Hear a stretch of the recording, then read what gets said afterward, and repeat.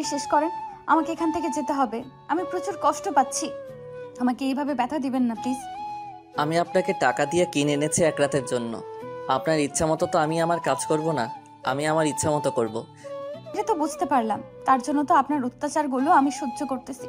কিন্তু প্লিজ, আমি এখন চলে যাব, কারণ আমার বাবা অসুস্থ, বাসায় কেউ নেই, আমরা গ্রাম থেকে এসেছি। তাতে আমার কি হয়েছে?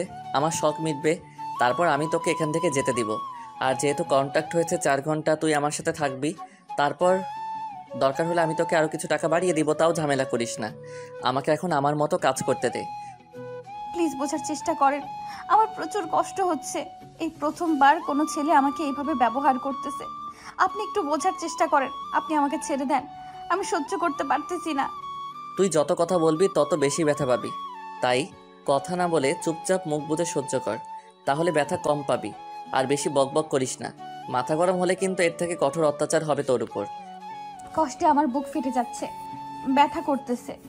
জীবনে প্রথম কোনো পুরুষ আমাকে এইভাবে স্পর্শ করলো। আমি কখনো কল্পনা করতে পারিনি যে টাকার জন্য আমি এরকম নিজের দেহ বিক্রি করব। আমার কষ্ট হচ্ছে, কান্না করতেছি, চোখ দিয়ে পানি অঝরে গড়িয়ে পড়তেছে। কিন্তু সেদিকে এই পাষাণ মানুষটার কোনো তোয়াক্কা নেই, সে শুধু তার দেহের খোরাক মেটাতে ব্যস্ত। তার তো এখানে কোনো দোষ নেই, আমি তার কাছে টাকায় বিক্রি হয়ে আছি। তার মানে তার যেটা ইচ্ছা সেটাই করবে। 4 ঘন্টার জন্য আমাকে কিনে নিয়েছে, আর আমার দরকার টাকার, তার দরকার চাহিদার। আমার কথাগুলো এখানে নিতান্তই মূল্যহীন, এটাই স্বাভাবিক। এখানে আমার কিছু বলার নেই। আমার বাবার জন্য আজকে আমি বাধ্য হয়ে নিজের দেহটা বিক্রি করে দিলাম, তাও আবার পতিতা পল্লীতে এসে। ভাবতে পারতেছেন একটা মেয়ে কখনো এতটা নিচে নেমে যেতে পারে? একটু ভেবে দেখেন তো, হয়তো ভাববেন যে টাকার দরকার তার জন্য আমি দেহ বিক্রি করে দিলাম, কিন্তু একটা মেয়ে কতটা কষ্টে থাকলে তাকে এরকম ব্যবসা করতে হয়। আপনারা যারা সুখে আছেন, বাবার আদরে আছেন, বাবা মায়ের ভালোবাসার ছায়া তলে আছেন, তারা এই কষ্টটা বুঝবেন না। যারা আমার মতো মেয়ে আছে তারা বুঝতে পারবে, যারা বাস্তবতা কি সেটা জানে। বাবার চিকিৎসা করানোর জন্য নিচের সব কিছু ভিটে মাটি বিক্রি করে দিয়ে শহরে আসলাম। যদি বাবা বেঁচে থাকে তাহলে আবার সব কিছু আগের মতো করা যাবে, কিন্তু সেই বাবাই যদি আমার পৃথিবীতে বেঁচে না থাকে, তার সম্পত্তি দিয়ে আমার কি করব? শহরে আমার একজন মামা ছিল, তিনি আমাদের সব টাকা নিয়ে পালিয়ে গিয়েছে। আজকে 3 দিন ধরে না খেয়ে পড়ে আছি। আমার বাবার অবস্থা অনেক খারাপ। মানুষের দ্বারে দ্বারে গিয়ে যে চাকরিতে চাওয়ার জন্য গিয়েছিলাম, সবাই শুধু লালসার দৃষ্টিতে আমার দিকে তাকিয়ে আছে। কেউ বাজে অফার করে, কেউ বলে না যে কাজ করেন টাকা দেব। সবাই কাজ করার আগে বাজে অফার দিয়ে বসে থাকে। আমি শহরের মানুষদের ভালো মনে করতাম, কিন্তু আমার সেই ধারণা একদম ভুল। শেষ পর্যন্ত নিজেকে বাঁচিয়ে রাখার জন্য, নিজের বাপকে বাঁচানোর জন্য এই রাস্তায় নেমে এসেছি। আপনারা হয়তো ভাবতে পারেন আমি টাকার জন্য এই রাস্তায় নিজেকে নিয়ে এসেছি, কিন্তু না, আমি পরিস্থিতির শিকার। প্লিজ এখন আমাকে এখান থেকে যেতে দিবেন। আমার বাবার ওষুধ খাওয়ার সময় হয়ে গিয়েছে, আর কালকে বাবাকে হসপিটালে ভর্তি করাতে হবে, তাই আজকে বাবার একটু দেখাশোনা করতে হবে। প্লিজ আমি আপনার কাছ থেকে 1 ঘন্টা আগে যেতে চাচ্ছি। আরে শালি, তুই যদি এই রাস্তায় প্রথম এসেছিস তাহলে আগে বলবি না তোকে নিয়ে আসতাম না? আমার মুড নষ্ট করে দিচ্ছিস বারবার, একটা বেশি কথা বললে কিন্তু মেরে ফেলবো। আপনার দরকার হলে কালকেও আমাকে ব্যবহার করিয়েন, তখন টাকা না দেন, যেহেতু নিজের ইজ্জত বিক্রি করে দিয়েছি। কিন্তু আজকে অন্তত আমাকে 1 ঘন্টা আগে যেতে দেন প্লিজ। ঠিক আছে, তাহলে আমি আমার কাজ দ্রুত শেষ করতেছি, কিন্তু এই সময়টা যেটা মজা পাই, তুই যদি বেশি রকম নষ্টামি করার চেষ্টা করিস, যদি তোর জন্য আমি মজাটা না পাই, তাহলে কিন্তু তোর অবস্থা খারাপ আছে। আজকে সারা রাত আমার সাথে থাকতে হবে তোকে। তারপর লোকটা আমাকে পাষাণের মতো ব্যবহার করা শুরু করে দিল। মনে হচ্ছে আমি মানুষ না, কোনো জীবজন্তু হব। যেভাবে আমার সাথে আচরণ করা শুরু করলো, মনে হচ্ছে তিনি আমাকে খাবলে খাবলে খাচ্ছে। নিজেকে চুপ করে রাখলাম, নিজের মুখ শক্ত করে চেপে ধরে রাখলাম, আওয়াজ করলাম না। শুধু নিজের কষ্টটা নিজের মাঝেই চাপা দিয়ে দিলাম, আর যে আমার আত্মার মৃত্যু ঘটিয়ে দিলাম। দেহের মৃত্যু তো করতে পারবো না। কিছুক্ষণ পর লোকটা আমাকে ছেড়ে দিয়ে বিছানার উপর শুয়ে পড়লো, আর আমার ঠোঁটে তার ঠোঁট লাগিয়ে কিছুক্ষণ চেপে ধরে রাখলো। আমার যে এত বাজে লাগতেছিল এটা বলে প্রকাশ করতে পারবো না। কিছুক্ষণ পর লোকটা আমাকে ছেড়ে দিয়ে আমাকে আবার শক্ত করে কিছুক্ষণ ধরে রাখলো, তারপর আমাকে ছেড়ে দিয়ে উঠে চলে গেলেন। এখন ফ্রেশ হয়ে তাড়াতাড়ি রেডি হয়ে নে, তোকে তো রাস্তায় নামিয়ে দিয়ে বাসায় চলে যাব, অনেক রাত হয়ে গিয়েছে। আর কালকের জন্য রেডি থাকিস। সত্যি বলতেছি, তুই অনেক মজার জিনিস। আপনাকে ধন্যবাদ আমাকে তাড়াতাড়ি যেতে দেওয়ার জন্য। আর প্লিজ আমার টাকাটা একটু যদি দিতেন তাহলে আমার উপকার হতো। প্লিজ আমার টাকা নিয়ে কোনো বাহানা করিয়েন না। আচ্ছা, তোর টাকা দিয়ে দেব, এখন চল। আর তোর বাবার যাবতীয় চিকিৎসার খরচ আমি চালাবো। বাট শর্ত হচ্ছে, আমি যখন ডাকবো তখন তোকে আমার কাছে আসতে হবে। প্লিজ আপনি আমার সাথে এরকম করবেন না। আপনি এখন যেটা কাজ করেছেন তার টাকাটা আমাকে দেন, পরেরটা আমি পরে দেখে নেব। আর যেহেতু কথা দিয়েছি কালকে যদি বেঁচে থাকি তাহলে অবশ্যই আপনার। নে টাকা, আর এই নে বকশিস। বেশি বকবক করিস না। আর কালকে যেটা কথা দিয়েছিস তার জন্য রেডি থাকিস। বেশি কথা বলতে পারবো না, রেডি হয়ে নে তাড়াতাড়ি। আপনি 2 মিনিট একটু অপেক্ষা করেন, আমি তাড়াতাড়ি একটু গায়ে পানি দিয়ে নেব, কারণ আমার কেমন যেন লাগতেছে। প্লিজ আমি একটু ওয়াশরুম ব্যবহার করতে চাই। আচ্ছা তাহলে তাড়াতাড়ি যা, আমি এখানেই আছি। বেশি সময় নিবি না, তাড়াতাড়ি করবি, কারণ একটু পর ভোর হয়ে যাবে। আর ভোর হয়ে গেলে অনেক সমস্যা আছে তাই। আমি কোনো কথা বললাম না, যত দ্রুত সম্ভব নিজেকে একটু হালকা ফ্রেশ করে নিলাম আর নিজের শরীরটা কোনো মতে ঢেকে নিলাম, যাতে করে কেউ বুঝতে না পারে যে আমি নষ্ট হয়ে গেছি। বিশেষ করে আমার বাবা যেন কোনোভাবে বুঝতে না পারে, তাহলে তিনি হয়তো বেঁচে থাকায় যেটা আশা আছে সেটাও মেরে ফেলবেন। কারণ কোনো বাবা চাইবে না তার মেয়ের দেহ বিক্রি করার টাকা দিয়ে তার চিকিৎসা হোক। এটা পৃথিবীর কোনো বাবাই চাইবে না, কিন্তু আমি একমাত্র মেয়ে যে বাবার চিকিৎসা টাকা ম্যানেজ করতে না পেরে নিজের দেহ বিক্রি করে দিলাম। এর থেকে বড় আফসোস আমার জীবনে আর কি হতে পারে। আমার বাবা তো পৃথিবীতে বেঁচে থাকবে, এটাই আমার সব থেকে বড় পাওয়া। আমি নিজের ইজ্জত বিক্রি করেছি, তাতে কি হয়েছে? আমার বাবাকে তো আমি পৃথিবীতে বাঁচিয়ে রাখতে পারবো।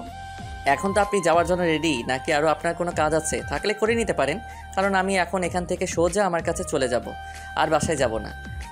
সব কিছু ঠিকঠাক আছে, এখন আমাকে নিয়ে গিয়ে সেখানে দিয়ে আসতে পারেন। আমি এখন একা চলে যেতে পারবো, সমস্যা নেই। আমাকে প্লিজ শুধু সেই জায়গাটাতে নামিয়ে দিয়ে আসেন। আমাকে একটা কথা বল, আমরা তো এখন যাচ্ছি, আর তোর সাথে আমার কিছু কথা আছে। সেটা হচ্ছে, তুই এই লাইনে যেহেতু আগে কাজ করিসনি, তাহলে কি মনে করে নিজের সতীত্বটা নষ্ট করলি? আমাকে নষ্ট করার পর আপনি যদি এরকম প্রশ্ন করেন, আপনি বলেন আমি কি তার জন্য প্রস্তুত থাকবো? কখনোই না। দয়া করে আপনি এরকম কোনো প্রশ্ন করবেন না। যেটা হয়েছে আমাদের মাঝে ঝামেলা শেষ, এটা নিয়ে আমি কথা বলতে চাই না।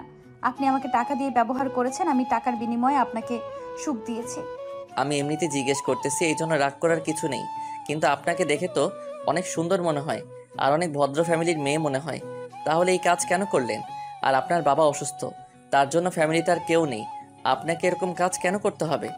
আমি আপনার সাথে এইসব বিষয় নিয়ে কোনো কথা বলতে চাই না। আপনি আমার কাছে একটা অপরিচিত মানুষ, অপরিচিত হয়ে থাকেন। শুধু আপনার সাথে আমার এক রাতের সম্পর্ক ছিল, আর এক রাতের সম্পর্ক থাকাই বেটার মনে করি। এর থেকে বেশি কথা বলতে চাই না আমি আপনার সাথে। ঠিক আছে, আপনার যা ইচ্ছা তাই।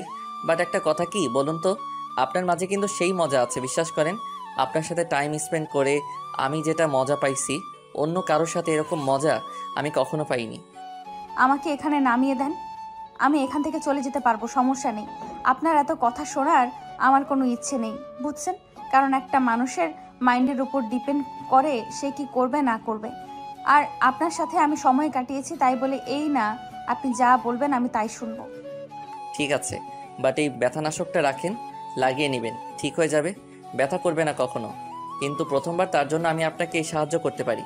এটা মনে করবেন না যে খারাপ উদ্দেশ্য নিয়ে দিচ্ছি, আপনার ভালোর জন্যই দিচ্ছি। লাগিয়ে নিয়েন, সব কিছু ঠিকঠাক হয়ে যাবে, স্বাভাবিক হতে পারবেন। তারপর মেয়েটা গাড়ি থেকে নেমে গেল, আমার সাথে আর কোনো কথা বলল না, আমাকে আর কোনো কিছু বলার সুযোগও দিল না। মেয়েটাকে দেখতে বেশ মায়াবতী মনে হয়, চোখে হালকা কাজল, কপালে কালো টিপ, শাড়ি পরেছে, বেশ সুন্দর লাগতেছিল। আমি যখন মেয়েটাকে দেখি, প্রথমে আমার মনে হচ্ছিল যে আমি ভুল দেখেছি, এরকম মেয়ে এই কাজে কখনো আসতে পারে না। কিন্তু মেয়েটা যখন আমাকে ইশারা করতেছিল, তখন ভাবলাম যে হয়তো কোনো সাহায্য লাগবে। যখন আমি কাছে গেলাম তখন আমাকে বলল যে তিনি এই কাজগুলো করে। আমি বিশ্বাস করিনি। কি কি করব ভেবে পাচ্ছি না। আমি খারাপ ছিলাম তাই তাকে কিনে নিয়েছি। যদি সত্যি একটা ভালো মানুষ হতাম তাহলে এরকম কাজ কখনো করতাম না, হয়তো অন্যভাবে সাহায্য করতাম। কিন্তু আমি তো একটা খারাপ মানুষ, আমি তো একটা নষ্ট মানুষ, সব ধরনের খারাপ কাজ করি। তাহলে আমি কিভাবে ভালো চিন্তা ভাবনা করতে পারি? তাকে দেখেছি প্রথম এই লাইনে এসেছে, লোভ সামলাতে পারিনি, যেটা সত্য কথা। তাকে নিয়ে গিয়েছি টাকার বিনিময়ে। কিন্তু এখন মনে হচ্ছে আমি কাজটা একদমই ঠিক করিনি, কারণ গ্রামের মেয়েরা সবসময় সমস্যায় পড়ে, তারা প্রতারিত হয়, এটা নতুন কিছু না। শহরের মেয়েরা যে একদমই নিরাপদ, একদম ভালো সেটাও না। আসলে মেয়ে মানুষের জীবন অন্যরকমই হয়। ছেলেরা যত সহজে সব জায়গায় মানিয়ে চলতে পারে, মেয়েরা সব জায়গায় সেভাবে নিজেকে মানায় নিতে পারে না, অনেক প্রতারিত হয়। বাবা, বাবা তুমি এরকম করতেছো কিসের জন্য? আমি এই তো এসে গেছি, আর তুমি ওষুধ খাও নাই? তোমার হাতের কাছে না দিয়ে গিয়েছিলাম? মারে, আমি অনেক অসুস্থ। আমি নিঃশ্বাস নিতে পারতেছি না, আমার বুক জাম লেগে যাচ্ছে, শ্বাস নিতে কষ্ট হচ্ছে। আমি কি করব? আমাকে একটু পানি দে। আমি টাকা ম্যানেজ করতে পেরেছি বাবা। কালকে আমরা হসপিটালে যাব, তোমার কিচ্ছু হবে না বাবা। আমি থাকতে তোমার কিচ্ছু হতে দেব না। আমি তোমাকে কালকে হসপিটালে নিয়ে যাব বাবা। তুমি আজকে রাতটা অপেক্ষা করো। পানি দে মা, পানি দে, পানি দে, পানি দে, পানি দে। আমার নিঃশ্বাস বন্ধ হয়ে যাচ্ছে, আমাকে একটু পানি দে, একটু পানি খাবো। আমি একটু পানি খাবো মা। বাবা তুমি একটু শান্ত করো। এখন পানি খাওয়া যাবে না, তোমার শ্বাসকষ্ট হচ্ছে। পানি খাইতে গেলে তোমার দেখা যাবে যে গলায় যে কোনো সময় অঘটন ঘটতে পারে পানি আটকে গিয়ে। আমার খুব কষ্ট হচ্ছে, আমি সহ্য করতে পারছি না। তোর মায়ের মতো যদি আমিও তাড়াতাড়ি পরপরে চলে যেতে পারতাম, তাহলে হয়তো অনেক কষ্ট থেকে মুক্তি পেতাম। আমার কোনো কথা তোমার মাথায় আসে না? আমাকে নিয়ে তোমার একটুও টেনশন হয় না? তুমি একটু নিজেকে ধৈর্য ধরতে সাহায্য করো। আমি তোমাকে সুস্থ করে তুলবো। আল্লাহর অশেষ রহমতে তুমি সুস্থ হয়ে যাবে। কালকে হসপিটালে নিয়ে যাব তোমাকে, আমি কথা দিচ্ছি। তোমার কিচ্ছু হবে না, তুমি শুধু নিজের ভিতর একটু সাহস রাখো।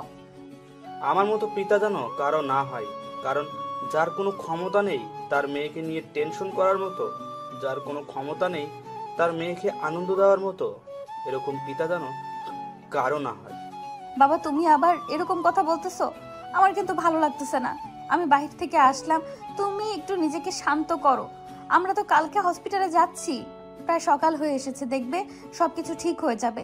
তুমি সুস্থ হয়ে যাবে বাবা। আমি একজন বাবা হয়ে একটা মেয়ের জন্য কিছু করতে পারি না। এর থেকে খারাপ কিছু আর কি হতে পারে? আমি অসুস্থ হয়ে পড়ে আছি, আমার জন্য আমার মেয়ে, অবুঝ মেয়ে টাকা জোগাড় করতেছে। কেন বাবা তুমি এরকম করে কথা বলতেছো?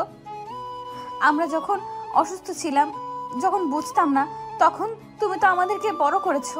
তুমি আমাদের জ্ঞান দান করেছো, তুমি সব কিছু করেছো। আজকে তুমি অসুস্থ, তোমাকে ছেড়ে আমি চলে যাব?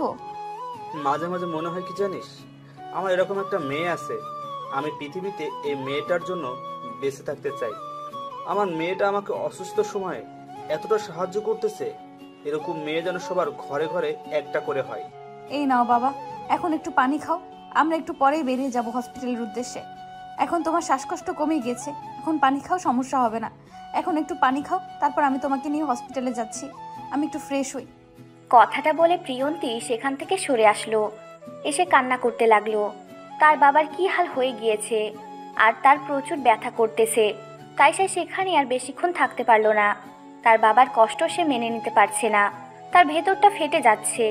প্রিয়ন্তী এক সাইডে চলে আসলো, তার বাবার চোখের আড়ালে নিজেকে যতটা সম্ভব ঢেকে রেখে ওষুধ ব্যবহার করলো।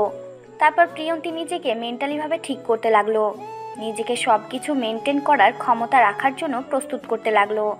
কারণ যেটাই হোক না কেন, তাকে ঠিক করতে হবে, তার বাবাকে সাহস দিতে হবে। তারপর প্রিয়ন্তী তার বাবার কাছে চলে আসলো। সে তার বাবাকে রেডি করিয়ে নিয়ে হসপিটালের উদ্দেশ্যে রওনা দিল। টাকাগুলো সাবধানে নিল, যাতে করে ছিনতাই হয়ে না যায়। ভাইয়া, কোথায় তুই? আর আজকে তো দুলাভাই হসপিটালে যাওয়ার আগে বলে গেল তুই নাকি গতকাল রাতে হসপিটালে ছিলি না। তাহলে সারা রাত কোথায় ছিলি? আমি আমার একটা বন্ধুর বাসায় ছিলাম। আমি ভাবলাম যে বাসায় চলে যাই, কিন্তু আমার বন্ধুটা আমাকে যেতে দিল না, তাই বাসায় ফেরত যাওয়া হয়নি। আজকে তাড়াতাড়ি চলে আসবো, বেশি পেশেন্ট দেখবো না। জানিস কতটা টেনশনে ছিলাম তোর জন্য। তোকে ফোন করলাম, তোর ফোন বন্ধ, আর তুই আমাকে একটাবার জানাবি না যে তুই আজকে আসবি না? তাহলে আমি একটু নিশ্চিন্তে থাকতে পারতাম। এসব কথা বাদ দাও, এখন বলো দুলাভাই কি হসপিটালের উদ্দেশ্যে বেরিয়ে পড়েছে নাকি এখনও বাসায় আছে? যদি বাসায় থাকে তাহলে একটু তাড়াতাড়ি পাঠিয়ে দাও, আমার ভালো লাগতেছে না। আমি খুব তাড়াতাড়ি চলে যাব। এই তো তোর দুলাভাই রেডি হচ্ছে, এখন বেরিয়ে পড়বে। কিন্তু তুই আজকে কোথাও থাকবি না, বাসায় চলে আসবি তাড়াতাড়ি।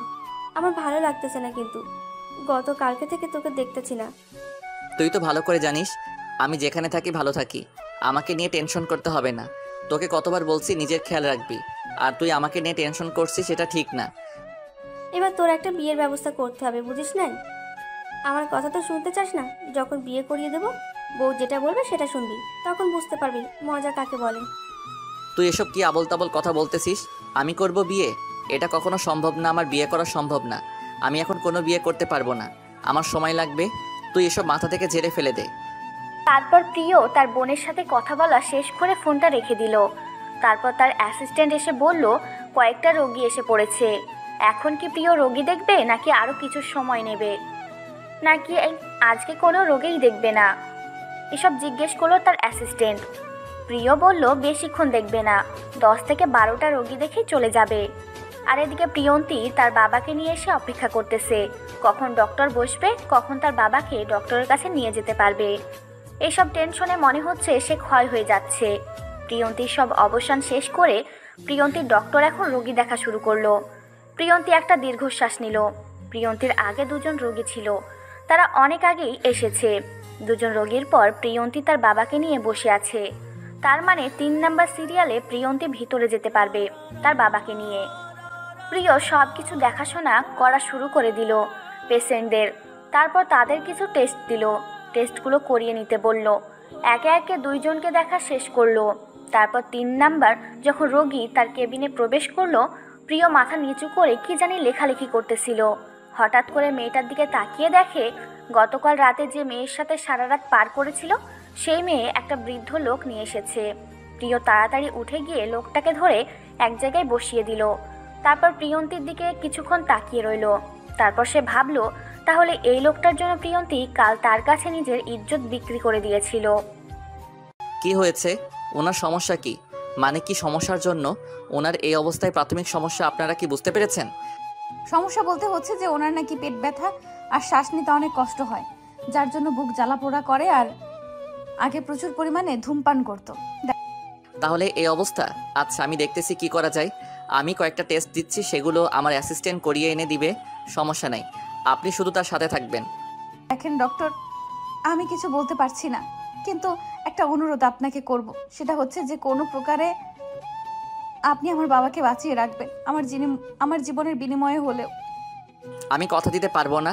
আল্লাহ তাআলা যেটা যার ভাগ্যে রাখছে সেটাই হবে। আর আমার দিক দিয়ে যতটা সম্ভব আমি চেষ্টা করে যাব। বাকিটা আল্লাহ তাআলার ইচ্ছা। সেটা তো আমি ভালো করে জানি, কিন্তু আমার বাবা যদি পৃথিবীতে বেঁচে না থাকে তাহলে আমি বেঁচে থাকতে পারবো না। আপনার কাছে এটাই অনুরোধ, যেন চিকিৎসার কমতি রেখে আমার বাবার মৃত্যু না হয়। সর্বোচ্চ চিকিৎসা করেন, যত টাকা লাগে আমি ব্যবস্থা করব। আপনি একদম টেনশন করবেন না, আমি সব কিছুর ব্যবস্থা করতেছি। সব কিছু ঠিকঠাক হয়ে যাবে। আপনি শুধু আল্লাহর কাছে দোয়া করেন, আর এখন যে টেস্টগুলো দিচ্ছি সেগুলো করিয়ে নিয়ে আসেন। আমি তো এসব কিছু চিনি না, শহরে নতুন। হসপিটালে অনেক দালাল আছে আমি শুনেছি। আমার কয়েকজন আত্মীয় স্বজন বলেছিল যখন গ্রাম থেকে এসেছিলাম। আমি বললাম কি আমার অ্যাসিস্ট্যান্ট সব কিছু করিয়ে নিয়ে আসবে, আর আপনাকে কোনো টেনশন করতে হবে না। এখানে কোনো দালালের হাতে আপনাকে পড়তে হবে না। হসপিটালে অনেক দালাল আছে, সেটাও আমি বলতেছি। আপনাকে কোনো টেনশন করতে হবে না। আপনার বাবাকে আমি দেখতেছি। আপনাকে অনেক ধন্যবাদ ডক্টর, আমার এত বড় উপকার করতে যাচ্ছেন। আচ্ছা, তাহলে আমরা টেস্টগুলো করিয়ে নিয়ে আসি, কারণ আপনার তো দায়িত্ব আছে অন্যদের দেখার, অন্যের সমস্যা সমাধান করার।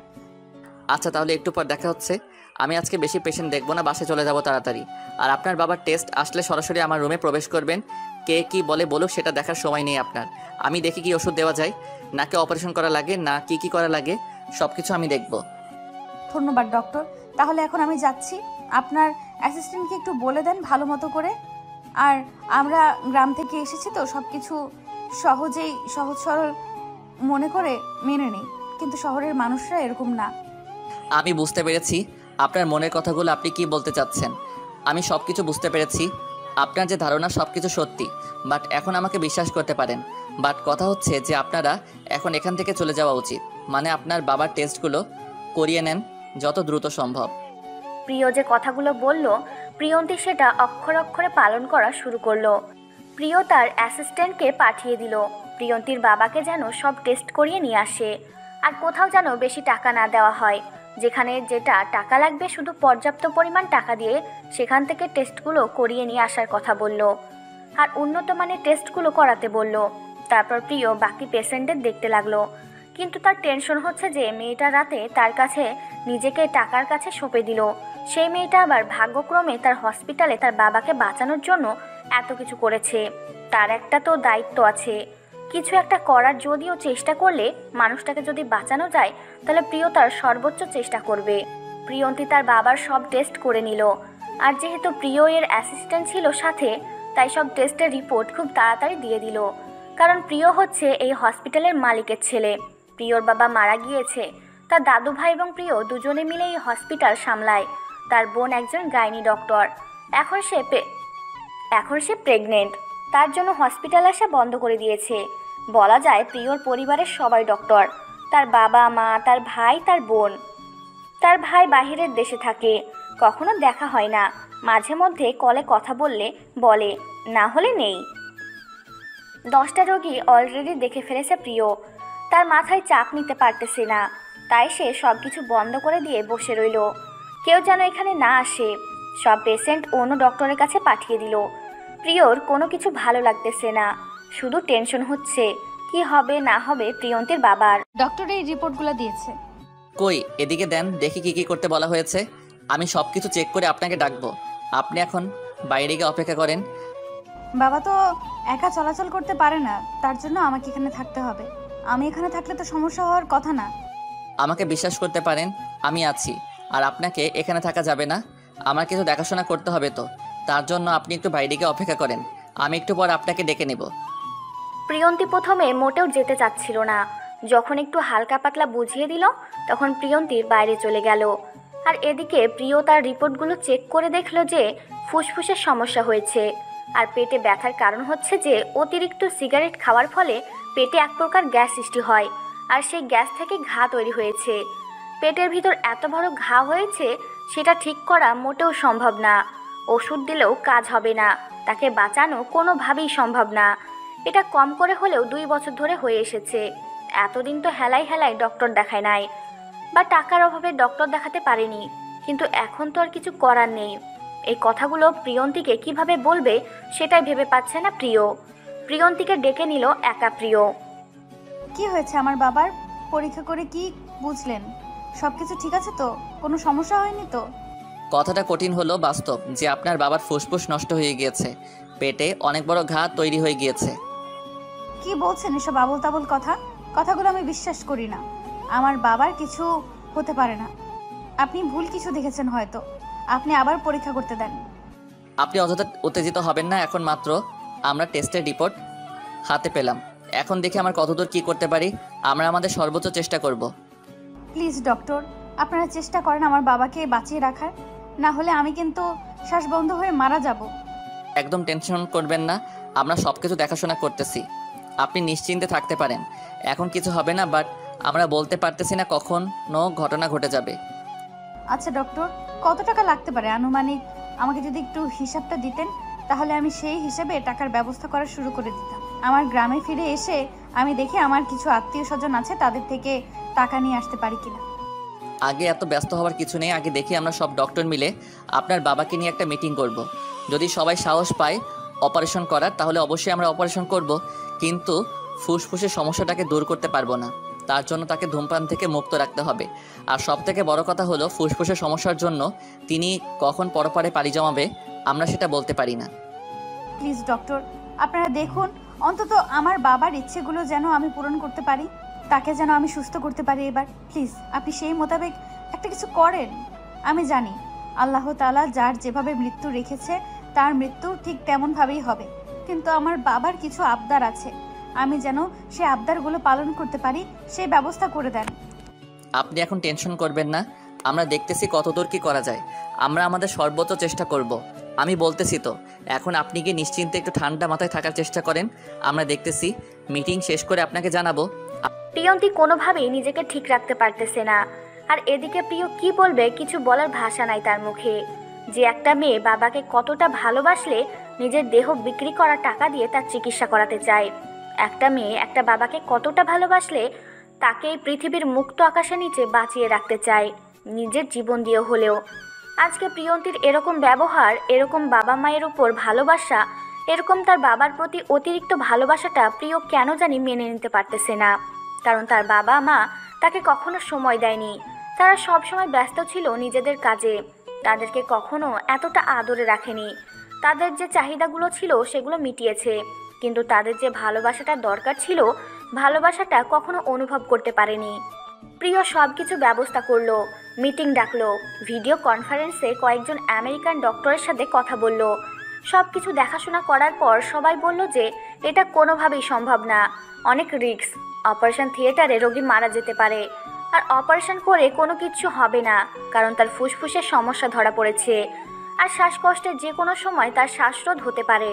তারপর সবাই একটা ডিসিশন নিল যে তাকে হাই পাওয়ার মেডিসিন দিয়ে 6 থেকে 7 বাঁচিয়ে রাখা যাবে। সব কিছু ঠিকঠাক করে হঠাৎ করে তিনি এই পৃথিবী থেকে চলে যাবে। সবাই শেষ পর্যন্ত এই সিদ্ধান্তে উপনীত হলো, আর এই সিদ্ধান্ত কাউকে জানানো হবে না। তারপর প্রিয় সেখান থেকে বের হয়ে এসে দেখে প্রিয়ন্তী তার রুমের সামনে এসে দাঁড়িয়ে আছে। দেখে মনে হচ্ছে কতদিন ধরে কিছু খায় না, একদম শুকিয়ে গিয়েছে। আপনি এখন এখানে দাঁড়িয়ে আছেন? আপনার বাবা তো ঠিক হয়ে যাবে, সমস্যা নেই। আমরা সবাই মিটিং করলাম, কথা বললাম, সবাই বলতেছে যে ঠিক হয়ে যাবে। কিছু মেডিসিন এখন আবিষ্কার হয়েছে, সেই মেডিসিনগুলো দিলে অনায়াসে দেখবেন যে 15 দিনের মধ্যে একদম আগের মতো হয়ে যাবে। আপনি সত্যিই বলছেন আমার বাবা 15 দিনের মধ্যে ঠিক হয়ে যাবে, নাকি আমাকে মিথ্যা আশ্বাস দিচ্ছেন? প্লিজ আমাকে কোনো মিথ্যা আশ্বাস দিবেন না, যেটা সত্যি সেটাই বলেন। আমরা মিথ্যা আশ্বাস দিচ্ছি না, আমরা কাজে প্রমাণ করে দেখিয়ে দিব। আর আপনাকে দেখে মনে হচ্ছে কতদিন ধরে কিছু খাচ্ছেন না, আর আপনার বাবার তো এখন কিছু খাওয়া যাবে না, সব কিছু স্যালাইনের উপর চলবে। আর আপনি আমার সাথে আসেন। এখন আমি কিছু খাবো না, এখন আমার কিছু খেতে ইচ্ছে করছে না, আপনি চলে যেতে পারেন, আমি আমার বাবার কাছে আছি। আপনার জন্য আমি এত কিছু করলাম আর আপনি আমার জন্য এটা করতে পারবেন না? আমি শুধু আপনাকে ডেকেছি আমার সাথে কিছুক্ষণ সময় কাটাবেন, আপনার ভালো লাগবে তার জন্য। দেখেন আমি মানসিকভাবে এখন প্রস্তুত না, প্লিজ বাবা সুস্থ হোক, আপনাকে যেটা কথা দিয়েছি আমি সেই কথাই রাখবো। আমি খারাপ হতে পারি, কিন্তু এতটা খারাপ না যে আপনাকে এই অবস্থায় আমি বাজে অফার করব। আপনাকে এখন আমি খাওয়ার জন্য নিয়ে যাচ্ছি, আর এখন আপনি আমার সাথে যাবেন, না হলে কিন্তু আমার খারাপ রূপটাকে আবার দেখিয়ে দেব। আমার খেতে ইচ্ছে করতেছে না, প্লিজ আমাকে জোর করবেন না, আপনি চলে যেতে পারেন, আমি আমার বাবার কাছেই আছি, সমস্যা নেই, আমি খেতে পারবো না। দেখেন, এখন যদি আমরা আপনার বাবাকে সুস্থ করে তুলতে পারি, তখন আপনি অসুস্থ হয়ে গেলেন, তখন আপনার বাবা আপনাকে টেনশন করে আবার অসুস্থ হয়ে যাবে। তার থেকে ভালো আপনি সুস্থ থাকেন, দেখবেন আপনার বাবা সুস্থ হয়ে যাবে, আমাকে বিশ্বাস করুন। প্রিয় আর প্রিয়ন্তীকে কোনো কথা বলতে দিল না, জানে যে যদি এখন প্রিয়ন্তীকে কথা বলতে দেয় প্রিয় তাহলে আরও বেশি কথা হবে, কিন্তু এতক্ষণ বেশি কথা বলার সময় নেই প্রিয়র। এখন প্রিয়ন্তীকে নিয়ে সে বাসায় চলে যাবে, আর বাসায় গতকালকে থেকে যাওয়া হয় না, তার আপু তাকে মেরেই ফেলবে যদি আজকে বাসায় না যায়। আর বাসায় যেতে চেয়েছিল সেই দুপুরের পর, এখন রাত 10টা বাজে। প্রিয়ন্তীকে কোনো মতে ভুলিয়ে ভালিয়ে গাড়িতে তুলে নিয়ে সোজা বাসার উদ্দেশ্যে রওনা দিল প্রিয়। প্রিয়ন্তী কিছুই বুঝতে পারতেছে না, কারণ এখনকার জায়গা কোনো কিছুই চেনে না, দিনের বেলা এসেছিল, এখন রাত হয়ে গিয়েছে, আর রাস্তার আশেপাশে অন্ধকার, কিছুই বুঝতে পারতেছে না প্রিয়ন্তী কোথায় নিয়ে যাচ্ছে তাকে। প্রিয়ন্তী 10-15 মিনিট বসে থাকার পর মনে হলো তাকে কোথাও নিয়ে যাওয়া হচ্ছে, এতক্ষণ ধরে নিয়ে যাচ্ছে, এখনো কোনো হোস্টেল বা কোনো রেস্তোরাঁয় নিয়ে যাচ্ছে না কিসের জন্য?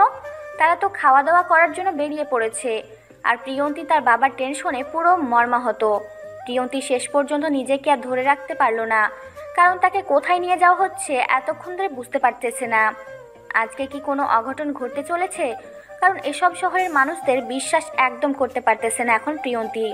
টেনশন হচ্ছে না, না জানিয়ে আজকেও কোন হোটেলে নিয়ে গিয়ে তাকে সারা রাত অত্যাচার করবে, আর প্রিয়ন্তী মোটেও এটার জন্য প্রস্তুত না আজকে। বুঝলাম না আপনি আমাকে কোথায় নিয়ে যাচ্ছেন, প্লিজ আপনার সাথে যেতে পারবো না, আমাকে এখানে নামিয়ে দেন, আমি আমার বাবার কাছে চলে যাব। এতক্ষণ ধরে আপনি আমাকে কোথায় নিয়ে যাচ্ছেন? আমি আপনাকে আমার সবথেকে প্রিয় একটা জায়গায় নিয়ে যাচ্ছি, খাওয়া দাওয়া করব। আমার যখন মন খারাপ থাকে তখন আমি সেই হোটেলে গিয়ে খাওয়া দাওয়া করি, আপনি খাওয়া দাওয়া করেন, শেষ করে আমি আপনাকে আপনার বাবার কাছে রেখে যাব। প্লিজ কোনো খারাপ মতলবে আমাকে নিয়ে যাবেন না, কারণ আমি মানসিকভাবে প্রস্তুত না, আমি তো পালিয়ে যাচ্ছি না। আপনি কি পাগল নাকি কিছু বুঝতে পারতেছি না? আমি বলতেছি না আমি খারাপ হতে পারি, এতটা খারাপ না। আপনাকে আমার সব থেকে প্রিয় একটা হোটেলে যাচ্ছি, আর এখান থেকে তো 10 থেকে 20 মিনিটের রাস্তা, এত ভয় পাচ্ছেন কিসের জন্য? আর আপনার বাবাকে তো দেখার জন্য নার্স অলরেডি 4 জন আছে। আপনি বুঝতে পারবেন না, আমার বাবাকে ছাড়া আমি এক মুহূর্তও থাকতে পারি না, আপনি আমাকে যত দ্রুত সম্ভব সেখানে নিয়ে চলেন, আমি আমার বাবাকে দেখব, আমার বাবার কখন কি হয়ে যায়? আমি তো আপনাকে বলেই দিলাম যে আপনার বাবা 15 দিনের মতো সুস্থ হয়ে যাবে। আপনি টেনশন করিয়েন না একদম। আপনাকে এত টেনশন করতে হবে না। আমি ভালো করে জানি আপনি আমাকে মিথ্যা আশ্বাস দিচ্ছেন, কারণ আপনি প্রথমে যেটা বলেছেন তখন আমি আপনার চোখ দেখে বুঝতে পেরেছিলাম সত্যি বলছেন। কিন্তু এখন যখন আমাকে কথাগুলো বলতেছেন, আপনার চোখ বলতেছে আপনি আমাকে এই মিথ্যা আশ্বাস দিচ্ছেন। আমি কেন আপনাকে মিথ্যা আশ্বাস দিতে যাব? আমি একজন ডক্টর, আমার যেটা দায়িত্ব আমি পালন করতেছি, আর আপনি আমার সাথে থেকেছিলেন, আমি আপনার পরিচিত। আপনি যেটা করবেন প্লিজ তাড়াতাড়ি করেন, আমার দম বন্ধ হয়ে যাচ্ছে। প্লিজ আপনি তাড়াতাড়ি খাওয়া দাওয়া শেষ করেন। আমি কিছু খেতে পারবো না, আপনি খাওয়া দাওয়া শেষ করেন। আমি খুব তাড়াতাড়ি আমার বাবার কাছে ফিরে যেতে চাই। প্রিয়ন্তীর এরকম কথা শুনে হঠাৎ করে প্রিয় গাড়িটা দাঁড় করিয়ে দিল। আর প্রিয়ন্তীকে কোনো কিছু না বলে গাড়ি থেকে নেমে প্রিয়ন্তীকে গাড়ি থেকে নামিয়ে নিয়ে টানতে টানতে একটা বাসার ভিতরে নিয়ে আসলো। প্রিয়ন্তী এখন বুঝতে পারলো যে তার যেটা ভাবনা ছিল সেটাই সঠিক। এখন তাকে নির্মমভাবে নির্যাতিত হতে হবে এখানে। এখন সে চিল্লিয়ে যদি কাউকে ডাকাডাকি করে তার সব কিছু বৃথা। এটা আপনি আমাকে কোথায় নিয়ে আসলেন প্লিজ বলেন, আমাকে আমার বাবার কাছে দিয়ে আসেন প্লিজ। এত ভয় পাওয়ার কিছু নেই, এটা আমার বাসা, আর এখানে আমি আমার ফ্যামিলির সাথে থাকি। এত ভয় পাওয়ার কিছু নেই, একটু ওয়েট করেন, আমার আপু আপনাকে এসে খাবার দিচ্ছে। কি বলতেছেন এসব আবোল তাবোল? আপনার বাসায় কেন আমাকে নিয়ে এসেছেন? প্লিজ আমাকে এখান থেকে বের হওয়ার সুযোগ করে দেন, আমি এখান থেকে চলে যাব আমার বাবার কাছে। ঠিক মতো কথা বলতেছি, কথা গায়ে লাগে না তাই না? যখন খারাপ ব্যবহার করব তখন তো ঠিকই শুনবি তাই না? তাই ভালোভাবে যখন বলতেছি কথাটা শোন। আপনি আমার সাথে এরকমটা করতে পারেন না, এটা কিন্তু অন্যায় হচ্ছে আমার সাথে। আপনি প্লিজ আমাকে এখান থেকে যাওয়ার ব্যবস্থা করেন। আরে শালি, যদি বেশি বকবক করিস তাহলে কিন্তু তোর অবস্থা খারাপ আছে বলে দিচ্ছি। তাই চুপচাপ থাক, বেশি কথা বলবি না, মাথা গরম করবি না। এতক্ষণ থেকে ভালো মতো কথা বলতেছিলাম দেখে কি মনে করেছিস আমাকে? প্লিজ আপনি আমাকে যেটাই করেন না কেন আমাকে আমার বাবার কাছে নিয়ে যান। আমার এখানে দম বন্ধ হয়ে যাচ্ছে, আমি থাকতে পারতেছি না। আমার বাবার কাছে আমাকে নিয়ে যান প্লিজ। এখন যদি বলি যে আমার কথা না শুনলে তোর বাবা পৃথিবীতে বেঁচে থাকতে পারবে না, তখন কি করবি? তখন তো বাধ্য আমার কথা শুনতে হবে তাই না? তাই চুপচাপ শোন। আর আমার আপু একটু পরে আসবে, তার সামনে সুন্দরভাবে নিজেকে প্রেজেন্টেশন করবি। প্রিয়ন্তী একদম চুপ হয়ে গেল আর প্রিয়কে কিছু বলতে পারলো না। এখন যদি প্রিয়কে কিছু বলে তাহলে প্রিয় তার বাবার সাথে খারাপ কিছু করবে, কারণ ডাক্তাররা পশুর সমান হতে পারে, যখন তখন তার বাবার ক্ষতি করে ফেলতে পারে। তাই এক প্রকার বাধ্য হয়ে প্রিয়ন্তী সেখানে নিজেকে কোনোভাবে টিকিয়ে রাখার চেষ্টা করতেছে। তারপর প্রিয়র বোন প্রিয়সী সেখানে উপস্থিত হলো। আর প্রিয়র সাথে একটা মেয়েকে দেখতে পেয়ে প্রিয়সী একদম অবাক হয়ে গেল, কারণ এই প্রথম তার ভাই কোনো মেয়েকে তাদের বাসায় নিয়ে এসেছে। এতদিন প্রিয়সী ইচ্ছা করে বলতো যে তার ভাই কোনো মেয়ের সাথে প্রেম ট্রেম করিস নাকি, করলে নিয়ে আসিস। কিরে ভাইয়া, মেয়েটা কে? আর তাকে দেখে এরকম চিন্তিত মনে হচ্ছে, কিসের জন্য? কোনো বিপদে পড়েছিলি? সেরকম কিছু না আপু, তাকে খাবার দে, দেখেই তো বুঝতে পারতেছিস তার কি অবস্থা। একটু খাওয়া দাওয়ার ব্যবস্থা কর ঠিক মতো। আমি একটু ফ্রেশ হয়ে এসে খাবার খাচ্ছি।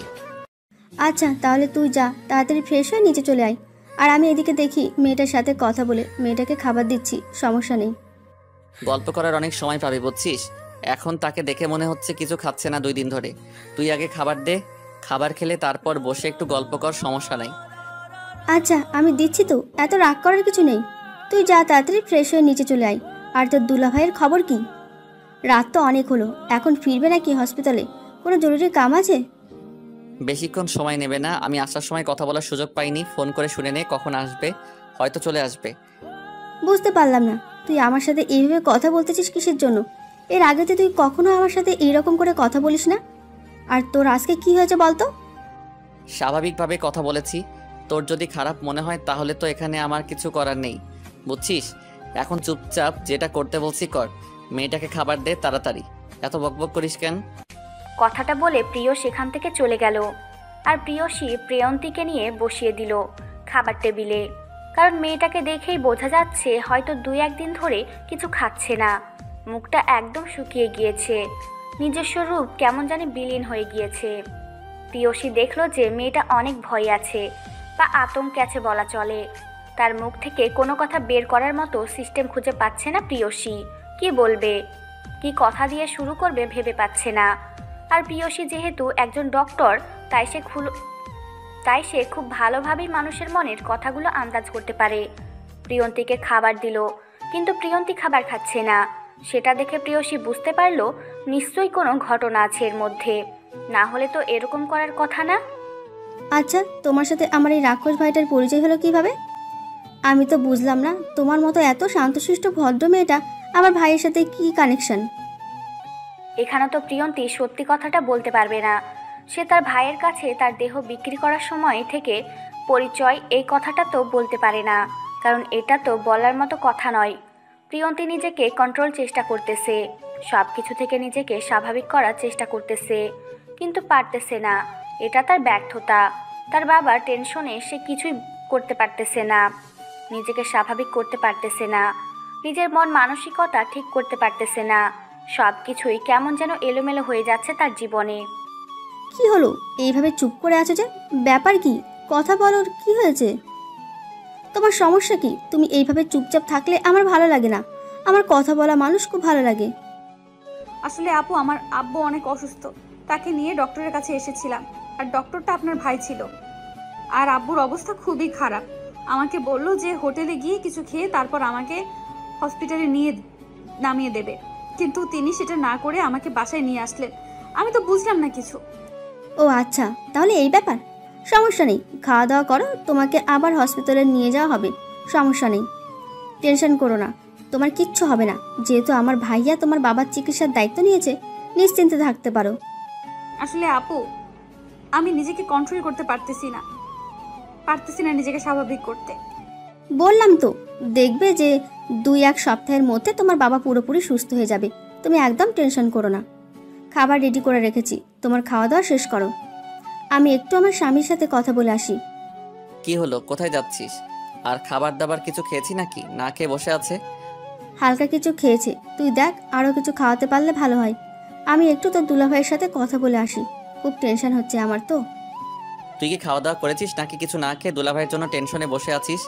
বুঝতেছি না তো, খাওয়া দাওয়া করছিস নাকি সব কিছু উল্টাপাল্টা? দেখ আমাকে টাইম মেনটেন করতে শেখাতে আসিস না, বুঝেছিস? কারণ আমি একজন ডক্টর, এটা আবার ভুলে যাস না। আমি সব কিছু টাইমলি করি।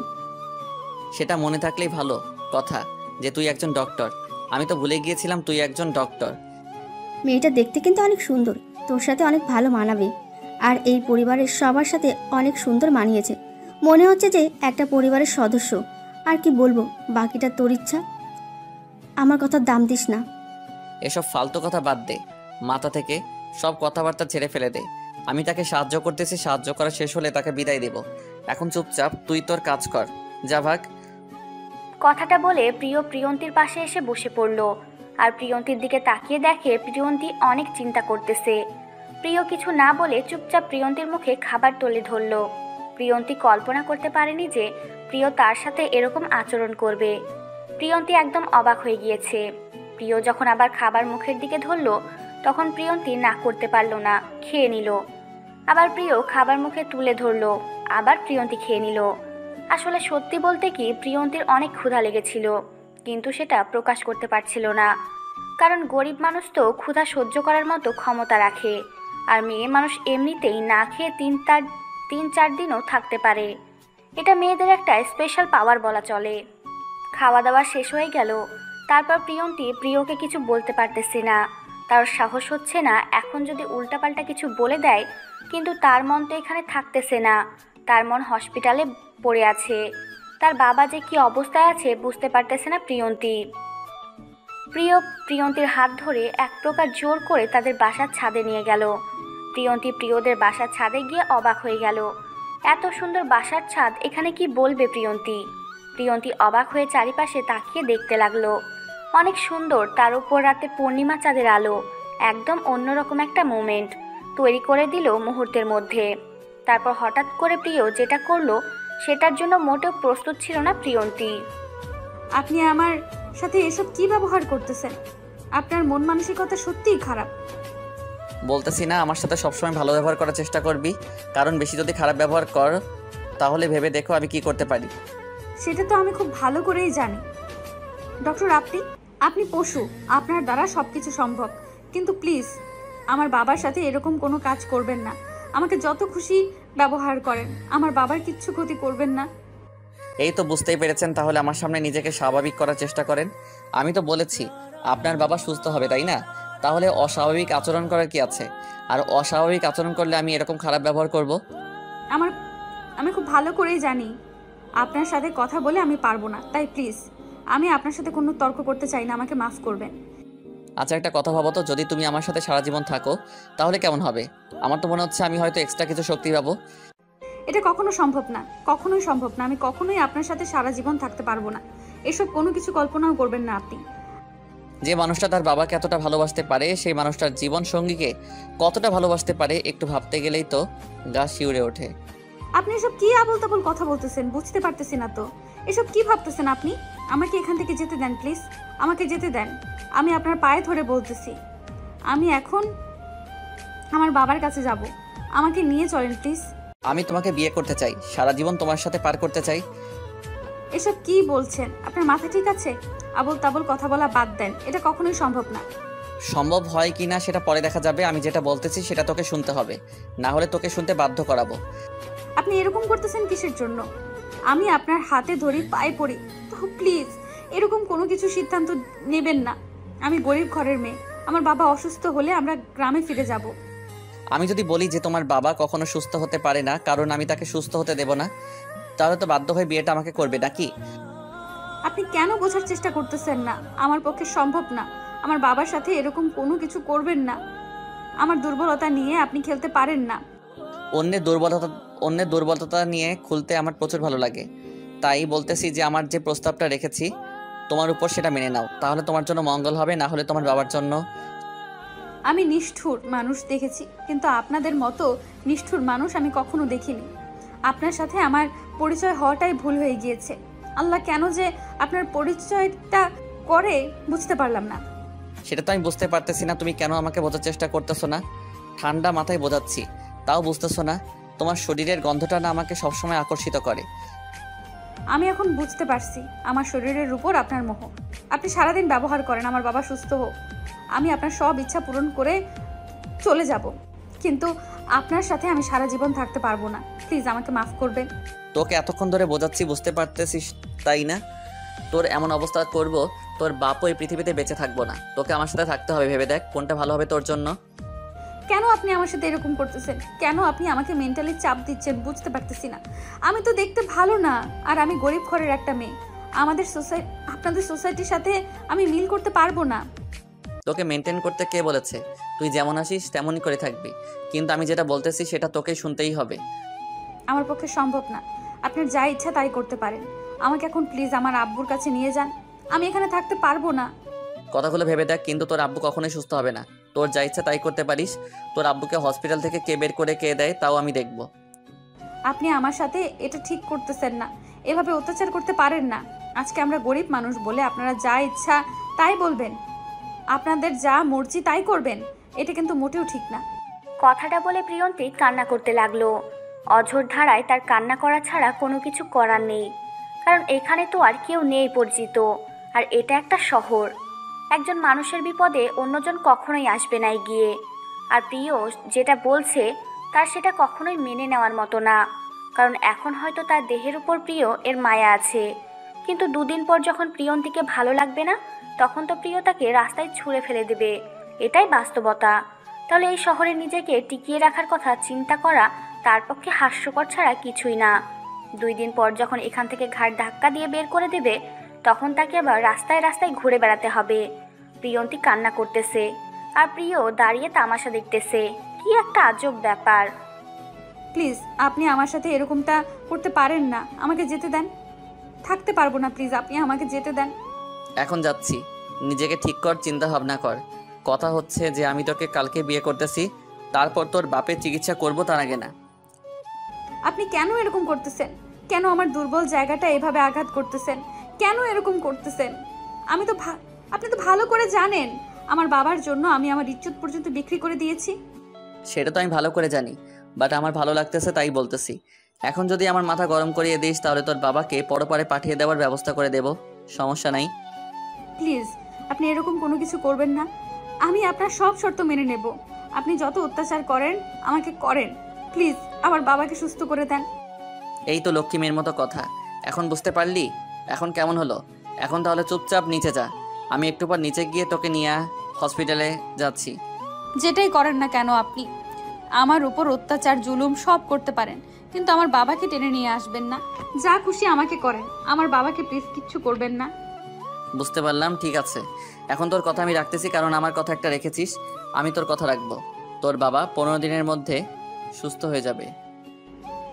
আচ্ছা, এখন তাহলে আমাকে আমার বাবার কাছে দিয়ে আসেন। অনেক রাত হয়ে গিয়েছে, অনেকক্ষণ ধরে আমি আমার বাবাকে দেখতেছি না। প্লিজ, আমি আর থাকতে পারতেছি না এখানে। প্রিয় কোনো কথা না বলে নিচের দিকে যেতে লাগলো। প্রিয়ন্তীও প্রিয়র পেছনে পেছনে চলে আসলো। তার তো কোনো কিছু করার নেই, তার দুর্বল জায়গায় আঘাত করে তাকে সব কিছু করাতে বাধ্য করতেছে। জানা থাকলেও কিছু করতে পারবে না। এখানে সেখানে এমন একটা ক্রিটিক্যাল সিচুয়েশনে পড়ে গিয়েছে, তাকে সব কিছু শুনতে বাধ্য হতে হবে। এখন আর এদিকে প্রিয়সী তার স্বামীর জন্য অপেক্ষা করতেছে, এখনো আসতেছে না। প্রিয়কে এই বিষয়ে কিছু বলতে পারতেছে না, কারণ অনেক ভালো মুডে আছে এখন। এসব বললে তার মুড খারাপ করতে চায় না প্রিয়সী। কি হলো, এতবার ফোন দিচ্ছ কিসের জন্য? আমি একটা অপারেশন করতেছিলাম, শেষ করে এইমাত্র ফ্রেশ হয়ে এখানে আসলাম। এখন বাসার উদ্দেশ্যে রওনা দেব। আমার মনে হয় টেনশন হয়, তাই না? যখন যেটা খুশি সেটাই করতেছো। এখন আমার কি কোনো দায়িত্ব কর্তব্য নাই যে আমার স্বামী কোথায় আছে তার খোঁজ খবর নেব? এরকম ভাবে কথা বলতেছো কিসের জন্য বুঝতে পারতেছি না তো। তুমি তো জানো এখন অবস্থা কেমন, আর এই সময় অনেক রুগী, আর আমি কি করব? আমি কি ইচ্ছা করে এরকম করতেছি? তাহলে এখন তুমি আমার সাথে ঝগড়া করবে, তাই তো? বাসায় আসো, তারপর দেখাচ্ছি মজা। তুমি আমাকে বলতে পারতে, একটা SMS করে দিতে পারতে যে আমার আজকে ফিরতে লেট হবে। এরকম করতেছো কেন বুঝতে পারতেছি না। মাথা ব্যথা করতেছে আমার। অপারেশনটা অনেকক্ষণ ধরে করতে হয়েছে, তার জন্য মাথা ঝিমঝিম করতেছে, কিছু ভালো লাগতেছে না। আমার কিচ্ছু ভালো লাগতেছে না। তাড়াতাড়ি বাসায় চলে আসো, তোমাকে ছাড়া আমি থাকতে পারবো না। এতক্ষণ তোমাকে হসপিটালে কে থাকতে বলে? অনেক ডক্টরের নাইট ডিউটি আছে, তারা কি করে? সবাইকে দিয়ে সব কিছু হয় না, বুঝছো? আর সবাই এসে বলতেছে এটা অনেক ক্রিটিক্যাল সিচুয়েশন, তার জন্য অপারেশনটা আমাকে করতে হয়। বোঝার চেষ্টা করো একটু। তোমার মাথায় কমন সেন্স নাই কিচ্ছু? আচ্ছা হয়েছে, এখন আর এই বিষয়ে আমি তোমার সাথে তর্ক করতে চাই না। তুমি এখন তাড়াতাড়ি এখানে আসো, তারপর এটা নিয়ে কথা হবে তোমার সাথে, সামনাসামনি কথা হবে। আসো। অপেক্ষা করো, আমি 20 মিনিটের ভিতরে যাচ্ছি বাসায়। আর তুমি এত রাত জেগে আছো কেন? তুমি ভালো করে জানো তোমার বুকে মাথা না রাখলে আমি ঘুমাতে পারি না। তার উপর যদি তুমি এইভাবে বলো তাহলে কেমন হয় বলো? আমার ভুল হয়েছে, আমাকে ক্ষমা করে দাও। আমি আর কখনো এরকম করব না। এখন আমি বাসায় যাচ্ছি, ফোনটা রাখো, গাড়ি ড্রাইভ করতেছি এখন। আচ্ছা তাহলে তাড়াতাড়ি চলে আসো, আমি তোমার জন্য অপেক্ষা করছি। আমার ঘুম পাচ্ছে না, প্রচুর একা একা লাগতেছে। আর প্রিয় একটা মেয়েকে নিয়ে এসেছিল। কি বলতেছো? প্রিয় মেয়েকে নিয়ে বাসায় গিয়েছিল? এটা ভাবা যায়? কল্পনার বাইরে যেটা বলতেছো, এটা কখনো সম্ভব না, আমি বিশ্বাস করতেছি না। দেখতে চাইলে তাড়াতাড়ি চলে আসো, মেয়েটা অনেক সুন্দর। আর প্রিয় আর ওই মেয়েটা যখন একসাথে দাঁড়ায় মনে হচ্ছে তাদের জুটি সেরা জুটি। এত সুন্দর দুজনকে একসাথে দাঁড়িয়ে থাকলে মানায়। তুমি আসো, দেখলে বুঝতে পারবে। আচ্ছা তাহলে তুমি অপেক্ষা করো, আমি যাচ্ছি। 20 মিনিট সময় লাগবে যাইতে। তুমি তো ভালো করে জানো আমি এখন ড্রাইভ করতেছি, ফোনটা রাখলাম। আর শোনো, আমার জন্য চকলেট আর আইসক্রিম নিয়ে এসো, খেতে ইচ্ছা করছে। এই অবস্থায় আমি তোমার জন্য আইসক্রিম চকলেট নিয়ে যাব? তুমি ভাবলে কিভাবে? তোমার বাহানা পরে চলবে, এখন কোনো বাহানা চলবে না, চুপচাপ থাকো। আমি কোনো কিছু শুনতে চাই না, যেটা বলেছি তুমি নিয়ে আসবে। এখনো তো আমি এতটাও সিরিয়াস না যে আমাকে আইসক্রিম চকলেট খাওয়া যাবে না। তুমি দুইটা নিয়ে আসবে। তুমি বুঝের মানুষ হয়ে যদি অবুঝের মতো কথা বলো তাহলে তোমার সাথে কথায় পেরে উঠতে পারবো না। আচ্ছা আমি নিয়ে যাচ্ছি, তোমার যা ইচ্ছা তাই করতে পারো, পরে কোনো সমস্যা হলে আমাকে বলিও না। বলেছি তো কিচ্ছু হবে না, তুমি নিয়ে আসো। আমার খেতে ইচ্ছে করছে। আমার একটা ইচ্ছা পূরণ করতে এইরকম করছো কিসের জন্য বুঝি না। আমি একটা আবদার করেছি, তুমি পূরণ করবে। আচ্ছা তুমি অপেক্ষা করো, আমি যাচ্ছি। আর এখন ফোনটা আমি রেখে দিলাম, কারণ প্রায় কাছাকাছি চলে এসেছি। এখন আইসক্রিম আর চকলেট নিয়ে 5 মিনিটের ভিতরে আমি বাসায় চলে যাব। কথাটা বলে মাহিন ফোনটা রেখে দিল। আর প্রিয়সী অনেক খুশি হলো। প্রিয়সী জানে যে যে অবস্থায় আইসক্রিম চকলেট খাওয়া একটু রিস্ক, তার মন ভালো না, তাকে একটু খাইতেই হবে। বেশি খাবে না, হালকা একটু খাবে। আর হালকা কিছু খেলে কোনো সমস্যা হওয়ার কথা না তার জানা মতে। আর এদিকে প্রিয়ও তার প্রিয়ন্তীকে নিয়ে বাসা থেকে বেরিয়ে যাওয়ার জন্য তৈরি হচ্ছে, কারণ এখন হসপিটালে গেলে তো আর বাসায় ফেরত আসা হবে না। তাই সে একটু পরেই বেরিয়ে যাবে। যেহেতু আজকের বেরিয়ে গেলে আর বাসায় আসা হবে না, তাই একটু সব কিছু ঠিকঠাক করে তারপর বাসা থেকে বেরিয়ে যাবে। কারণ এই মেয়েটার মায়ায় পড়ে গিয়েছে প্রিয়। নিজেও জানে না কেন প্রিয়ন্তীর সাথে এরকম করতেছে। প্রিয়ন্তী চুপচাপ বসে আছে একা একা, কোনো কথা বলছে না, কান্না করতেছে। তার কান্না করা ছাড়া কিছুই করার নেই। লুকিয়ে লুকিয়ে কান্না করতেছে, চোখের পানি লুকিয়ে মুছে ফেলতেছে। যদি প্রিয় দেখতে পায় তাহলে আবার কি থেকে কি বলবে। আজকে তার জন্য তার বাবার এরকম একটা ভয়াবহ পরিস্থিতির শিকার হচ্ছে। যদি আজকে প্রিয়র সাথে দেখা না হতো, তার সাথে পরিচয় না হতো, তার সাথে এরকম একটা সম্পর্ক তৈরি না হতো, তাহলে আজকে এরকম একটা পরিস্থিতির শিকার হতে হতো না। প্রিয়ন্তী তো এখান থেকে পালিয়ে যেতে পারবে না, কারণ শহরের অলিগলি কিচ্ছু জানে না, কোথা থেকে কোথায় চলে যাবে। আর শহরের মানুষ খারাপ, কোনো খারাপ লোকের পাল্লায় পড়ে কোন খারাপ লোকের পাল্লায় চলে যায়। প্রিয়ন্তী ভয়ে একদম নিশ্চুপ হয়ে আছে। প্রিয়ন্তীকে নিয়ে প্রিয় বেরিয়ে পড়ল। কিছুক্ষণের মধ্যে তারা চলে আসলো হসপিটালে। প্রিয়ন্তী এক দৌড় দিয়ে তার বাবার কেবিনের সামনে চলে গেল। কেবিনে গিয়ে দেখে তার বাবা ঘুমিয়ে পড়েছে, আর তার পাশে একটা নার্স বসে আছে। প্রিয়ন্তী কোনো শব্দ করলো না। এখন শব্দ করলে তার বাবার ঘুম ভেঙে গেলে আর ঘুম হবে না। তার বাবা যে কত রাত ঘুমায় না, আজকে ঘুমাচ্ছে। প্রিয়ন্তী চুপচাপ সেখানে দাঁড়িয়ে তার বাবার দিকে কিছুক্ষণ তাকিয়ে থাকলো, তারপর রুম থেকে বেরিয়ে আসলো। কি হলো? এখনো টেনশন আছে নাকি টেনশন কমে গিয়েছে? কোনো কথা না বলে চুপচাপ সেখানে দাঁড়িয়ে আছে, আর হঠাৎ করে প্রিয় এসে এভাবে কথা বলেছে, সে ভয় পেয়ে গিয়েছে একটু। কি হলো? কোনো কথা বলছো না, ব্যাপার কি? কোনো সমস্যা হয়েছে নাকি সব কিছু ঠিকঠাক আছে? বললাম না টেনশন করতে হবে না। অযথা টেনশন করে কি হবে? যেটা বলেছি সেটাই হবে। আপনাকে ধন্যবাদ আমার বাবাকে এত তাড়াতাড়ি এত ভালো একটা পজিশনে নিয়ে আসার জন্য। আমি তো কল্পনাও করতে পারতেছি না যে আমার বাবা ঘুমিয়ে গিয়েছে। কয়েকদিনের মধ্যে সুস্থ হয়ে যাবে, সমস্যা নাই। আর তুমি বিয়ের জন্য নিজেকে প্রস্তুত করো, কারণ দেখো তোমাকে তো তোমার জীবন নিয়ে ভাবতে হবে। তোমার বাবা তো ঠিক হয়ে যাবে, তাকে নিয়ে টেনশনের কিছু নেই। আমি কথা দিয়েছি তো, তাই না? আর আমাকে বিয়ে করলে সমস্যা কি? সমস্যা হচ্ছে আমরা গরিব, আপনারা বড়লোক। আপনাদের সাথে আমাদের যায় না, আমরা আপনাদের সোসাইটি মেনটেন করতে পারবো না। আপনার অনেক সমস্যা হবে আমার জন্য। আমি কখন বললাম আমার সমস্যা হবে? আমার তো কোনো সমস্যা হবে না। আমি যদি আমার বউকে আমার মতো সব কিছু দেখাশোনা করি, তাহলে ওনাদের সমস্যা হওয়ার কথা নয়। এটা আপনার দৃষ্টিতে, কিন্তু অন্যের দৃষ্টিতে এটা কখনোই মেনে নেওয়া সম্ভব না। কারণ আপনার বোন, আপনার দুলা ভাই, তারা কখনোই আমাকে মেনে নেবে না। আর সব থেকে বড় কথা হলো যে আমি আপনাকে বিয়ে করব না। আচ্ছা, বিয়ে করবে না সেটা ঠিক আছে, তাহলে তোমার বাবা এই অবস্থায় শেষ মনে করো। এখন ভাবতে পারো যে জোর করে করতেছি। এখন জোর করে বিয়ে করতে হচ্ছে, কারণ তোমাকে তো বুঝিয়ে আমি বোঝাতে পারতেছি না। কেন আপনি আমার সাথে এরকম করতেছেন আমি বুঝতে পারতেছি না। কেন আমাকে এভাবে জোর জবরদস্তি করতেছেন? আমি কি ভুল করেছি বলুন তো? তুমি কোনো ভুল করনি। ভুল করেছে তোমার এই মায়াবী চেহারাটা, যেটা আমাকে এতটা আকর্ষণ করেছে। আমি এই মায়াবী চেহারাটাতে নিজেকে বন্দি করে ফেলেছি, সেখান থেকে বের হতে পারতেছি না। আমাকে কিসের জন্য বিয়ে করতে হবে? এই শহরে কত সুন্দরী মেয়ে আছে, তাদের এক একজনকে বিয়ে করে নেন। আমাকে বিয়ে করে আপনি কখনো শান্তিতে থাকতে পারবেন? এখন আপনাকে আপনার সোসাইটির কথা শুনতে হবে। বারবার এক কথা শুনতে ভালো লাগে না, বুঝতে পারছেন? যদি আমার কথা বুঝতে না পারেন তাহলে আপনার সাথে তো আমার একটু ঘাটতেরামি করতে হয়। আপনার বাবাকে তাহলে আপনি বাঁচাতে পারবেন না, কথাটা মাথায় রাখেন। যদি আপনি আমাকে জোর জবরদস্তি করে বিয়ে করতে চান করতে পারেন, আমি তো এখানে কিছু বলতে পারবো না, কারণ আপনি আমার দুর্বল জায়গাতে আঘাত করতেছেন। কিন্তু একটা কথা মাথায় রাখবেন, আপনি আমার দেহ প্রতি রাতেই ভোগ করতে পারবেন, কিন্তু আমাদের মনটা কখনোই জয় করতে পারবেন না। সেটা বিয়ের পর দেখা যাবে। দেখবে যে তুমি একদিন আমার জন্য কান্না করবে, কথাটা মাথায় রেখো। আর তুমি আমাকে কাছে পাওয়ার জন্য ছটফট করবে। আমি একটু দূরে গেলে তুমি আমাকে বারবার ফোন করে তোমার কাছে যেতে বলবে। এটা শুধু আপনার কল্পনায়, এটা কখনোই হবে না। কথাটা মাথায় রাখবেন, বুঝলেন? এটা শুধু আপনার কল্পনা বা আপনার মনের ভেতর, এই কল্পনা কখনো সত্যি হবে না। আচ্ছা, সেটা পরে দেখা যাবে। আজকে আমি সব কিছু ঠিকঠাক করতেছি, রাতে আমরা বিয়ে করতেছি। নিজেকে প্রস্তুত করেন। আর যদি একটু কোনোরকম পালানোর চেষ্টা করেন তাহলে আপনার বাবা তো শেষ, কথাটা মাথায় রাখবেন। যদি আপনার বাবাকে ভালোবাসেন তাহলে বিয়ের জন্য রাজি হয়ে যান। কথাটা বলে প্রিয় সেখান থেকে চলে গেল। প্রিয়ন্তী সেখানে বসে কান্না করা শুরু করে দিল। তার কান্না করা ছাড়া কিছু করার নেই, কারণ এখানে তার বাবাকে নিয়ে এসেছে, এসে বিপদে পড়ে গিয়েছে। এখন যদি প্রিয়র কথা না শুনে তাহলে প্রিয় যেটা খুশি সেটাই করবে প্রিয়ন্তীর সাথে। তাই প্রিয়ন্তী এক প্রকার বাধ্য হয়ে সব কিছু নিজের উপর মানিয়ে নেওয়ার চেষ্টা করলো। কত অত্যাচার কত কষ্ট হয় হোক তার হবে, তার বাবার উপর যেন কোনো ক্ষতি না হয়।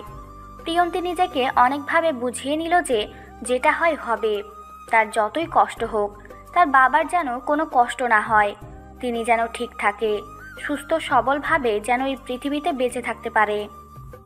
আর এদিকে প্রিয় ভাবতেছে তার আপুকে কথাটা জানাবে কিনা, জানানো ঠিক হবে কিনা। যদি না জানিয়ে বিয়ে করে, একটা মাত্র বোন, অভিমান করলে অভিমান ভাঙাতে আরও 1 মাস লেগে যাবে।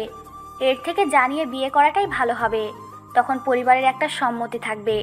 আর তার আপু তাকে বিয়ে দেওয়ার কথা চিন্তা ভাবনা করতেছে, তার মানে এখন যদি তার আপুকে বলে দেয় বিয়ে করবে, তাহলে নিশ্চয়ই তার আপুর মেনে নেবে, কারণ তার আপু তাকে অনেক ভালোবাসে। দুলাভাই তো তাকে অসম্ভব পরিমাণ বিশ্বাস করে, তার মানে তাদেরকে বলা উচিত হবে। তাদের বিশ্বাসের এরকম মর্যাদা দেওয়া ঠিক হবে না, না বলে বিয়ে করলে সবাই তার উপর মন খারাপ করে বসবে। যদিও মুখের ওপর কিছু বলতে পারবে না, কিন্তু মনের ভিতর আঘাত লেগে যাবে তাদের। হ্যালো আপু, একটা কথা বলবো। কথাটা কিভাবে নিবি বুঝতে পারতেছি না, বাট কথাটা একটু বোঝার চেষ্টা করবি। তুই বাসায় থেকে আমাকে ফোন দিচ্ছিস, ব্যাপার কি? দেখা করে কথাটা বল। আমি তো বাসার ভেতরে আছি, আর তুই কি এমন কথা বলবি যে ফোন করে বলতেছিস বাসায় থেকে? আমি বাসায় নেই, আমি হসপিটালে চলে এসেছি মেয়েটাকে নিয়ে। আর কথা হচ্ছে, মেয়েটাকে তোর কেমন লেগেছে? তা শুধু বলে দিচ্ছি, মেয়েটাকে আমি বিয়ে করতে চাই। কি বলছিস এসব আবল তাবল কথা? মাথা ঠিক আছে? মেয়েটাকে বিয়ে করতে চাচ্ছিস মানে? মেয়েটা কে, তার পরিচয় কি, আমরা কিচ্ছু জানি না। তুই বলে আমরা তোর সাথে ওই মেয়েটার বিয়ে দিয়ে দেবো, নাকি আমরা খোঁজ খবর নিব না? আমি বুঝতে পারতেছি তোর কথাটা, একজন বোন হিসেবে তোর সে দায়িত্বটা আছে ভাইয়ের কোথায় বিয়া দেবী খোঁজ খবর নেওয়া। কিন্তু আল্লাহর রহমতে আমাদের কিন্তু টাকা পয়সার অভাব নেই, আমার শুধু ভালোবাসার অভাব, আর তুই সেটা ভালো করে জানিস।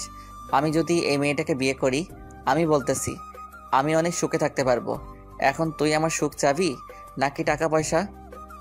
অবশ্যই আমি আমার ভাইয়ের জন্য সুখটা চাইবো। টাকা পয়সা তো কত আসবে কত যাবে, টাকা পয়সা দিয়ে আমি কি করব যদি আমার ভাইটার সুখ থাকে?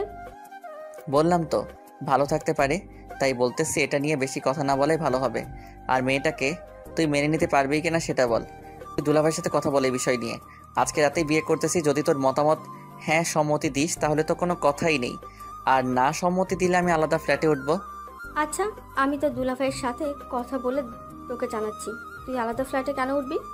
আমাদের পছন্দ অপছন্দ কোনো কারণ না। তুই মেয়েকে নিয়ে বাসায় থাকবি, আমি তার সাথে কথা বলে বিয়ের কার্যক্রম শুরু করতেছি। তুই মেয়েটাকে নিয়ে সন্ধ্যার দিকে চলে আসিস, আমরা সব কিছু ঠিকঠাক করে বিয়েটা করিয়ে দেব। আমার লক্ষ্মী আপু, তাহলে এখন ফোনটা রাখতেছি, আর কাউকে জানানোর প্রয়োজন নেই। বিয়ে ঘরোয়াভাবে হবে, কোনো আয়োজন হবে না। যখন আয়োজন করার সময় আসবে তখন আমি বলবো, তখন আয়োজন করে বিয়ে হবে। আর আমাদের তো তেমন কোনো আত্মীয় স্বজন নিয়ে যাদেরকে না থাকলেই নয়, এরকম তো কেউ নেই, তাই না? কি বলছিস? মেয়ের বাড়ি কেউ থাকবে না, একা তোকে বিয়ে করবে? আমি বুঝতে পারছি না, তুই কি মেয়েটাকে জোর করে বিয়ে করতেছিস নাকি? আমি তো তোর কোনো কথাই বুঝতে পারছি না।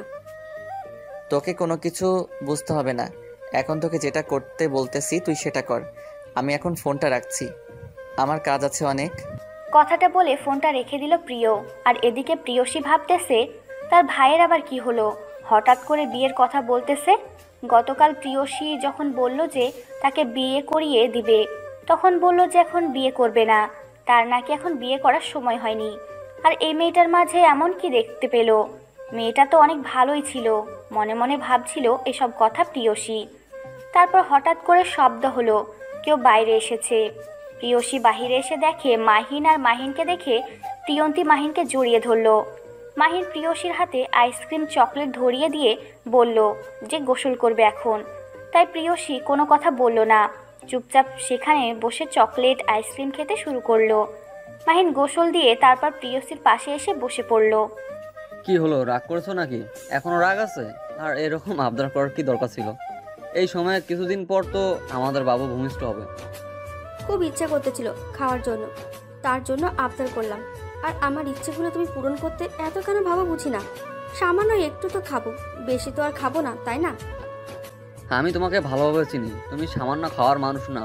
তোমার তো এখন সব কিছুই শেষ হয়ে যাবে, আমি সেটা ভালো করে জানি। আজকে লাস্ট, এরপর থেকে আর কখনো আইসক্রিম খেতে পারবে না কিন্তু। আচ্ছা, যেটা বলবে সেটাই হবে এখন। এসব কথা বাদ দাও। এখন তোমাকে একটা কথা বলবো, সেই কথাটা মনোযোগ দিয়ে শোনো। আচ্ছা বলো, কি এমন কথা? তোমার সব কথাই তো ইম্পর্টেন্ট, এখন বলো কি আবার নতুন ইম্পর্টেন্ট কথা? তোমার মাথায় ঘুরপাক খাচ্ছে, কি লাগবে গো? আমার কিচ্ছু লাগবে না, আপনার শালাবাবুর বউ লাগবে। আর তখন বললাম না, একটা মেয়েকে নিয়ে এসেছে, সেই মেয়েটাকে বিয়ে করতে চাচ্ছে।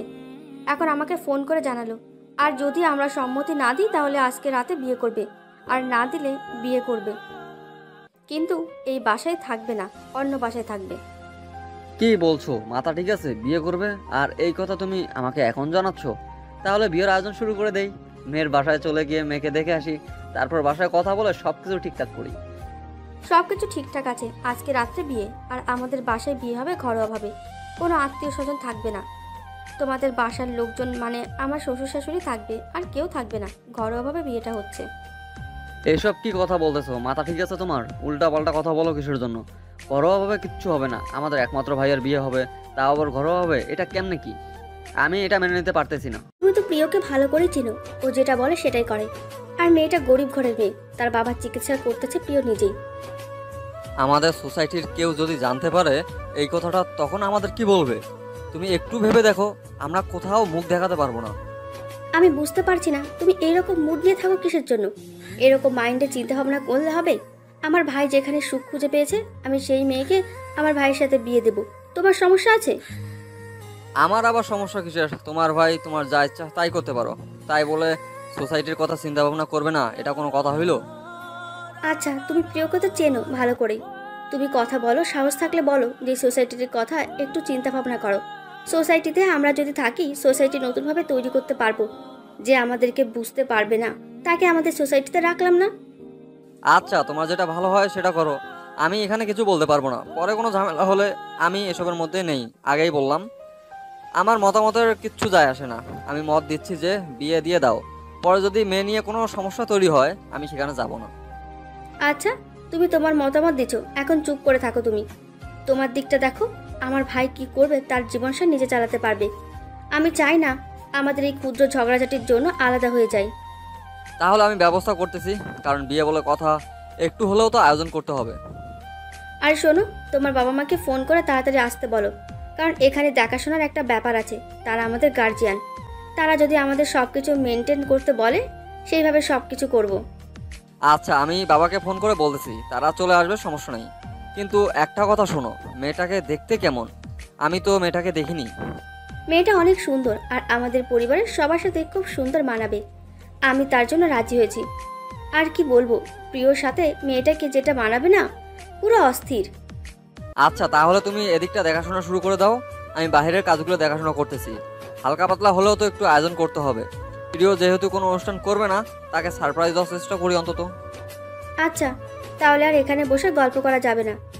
আমি তো ভারী কাজ করতে পারবো না, তাই তুমি বাসার কাজের লোক নিয়ে আসো। তোমার কোনো যদি পরিচিত কেউ থাকে যারা কাজ করে, তাদেরকে ফোন করে বলো আমাদের বাসায় এসে সুন্দর করে একটু পরিপাটি করে গুছিয়ে রাখো। আচ্ছা থাকো তাহলে তুমি, এদিকে তোমার ভাইয়ার সাথে তুমি কথা বলো, আর আমি দেখি কি করা যায়। তুমি তোমার ভাইয়াকে বলো, মানে আমার শালাকে বলো যে তাড়াতাড়ি যেন চলে না আসে, একটু লেট করেও যেন আসে, আমরা হাতে যেন সময় পাই। কথাটা বলে মাহিন বেরিয়ে পড়ল, কারণ তার এখন অনেক কাজ আছে, আর কাজগুলো করতে হবে। বিয়ে বলে কথা, আর অনেক দিন পরে বাসায় বিয়ে হচ্ছে, তার মানে তাকে তো নিজ হাতে সব দায়িত্ব পালন করতে হবে। মাহিন তার বাবাকে ফোন করে বলল তার মাকে নিয়ে যত দ্রুত সম্ভব এখানে চলে আসার জন্য। তার বাবা মাকে বলে দিয়ে বাকি কাজের লোকদের খোঁজাখুঁজি করতে লাগলো।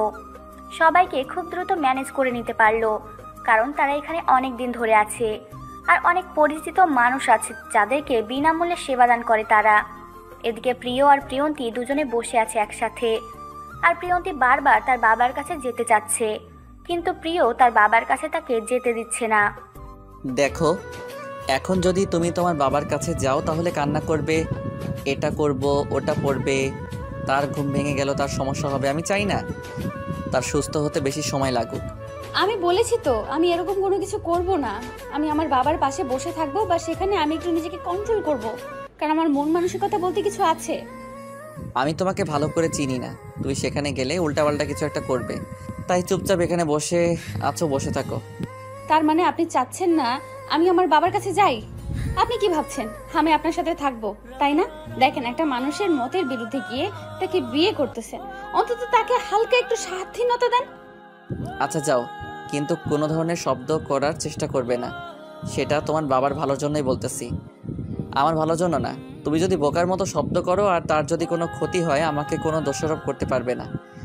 অন্তত তাকে হালকা একটু স্বাধীনতা দেন, আমি সেটার দায়ভার নিজে নিব। আপনাকে আমি কোনো দোষারোপ করব না। এখন অন্তত আমাকে যেতে দেন, আমার অনেক কাজ আছে, নিজেকে মেন্টালি ঠিক করতে হবে। আপনি তো জোর জবরদস্তি করে সবকিছু করতেছেন। কথাটা বলে প্রিয়ন্তী সেখান থেকে চলে গেল। আর এদিকে প্রিয় মনে মনে ভাবতেছে, এটা কি ঠিক হচ্ছে?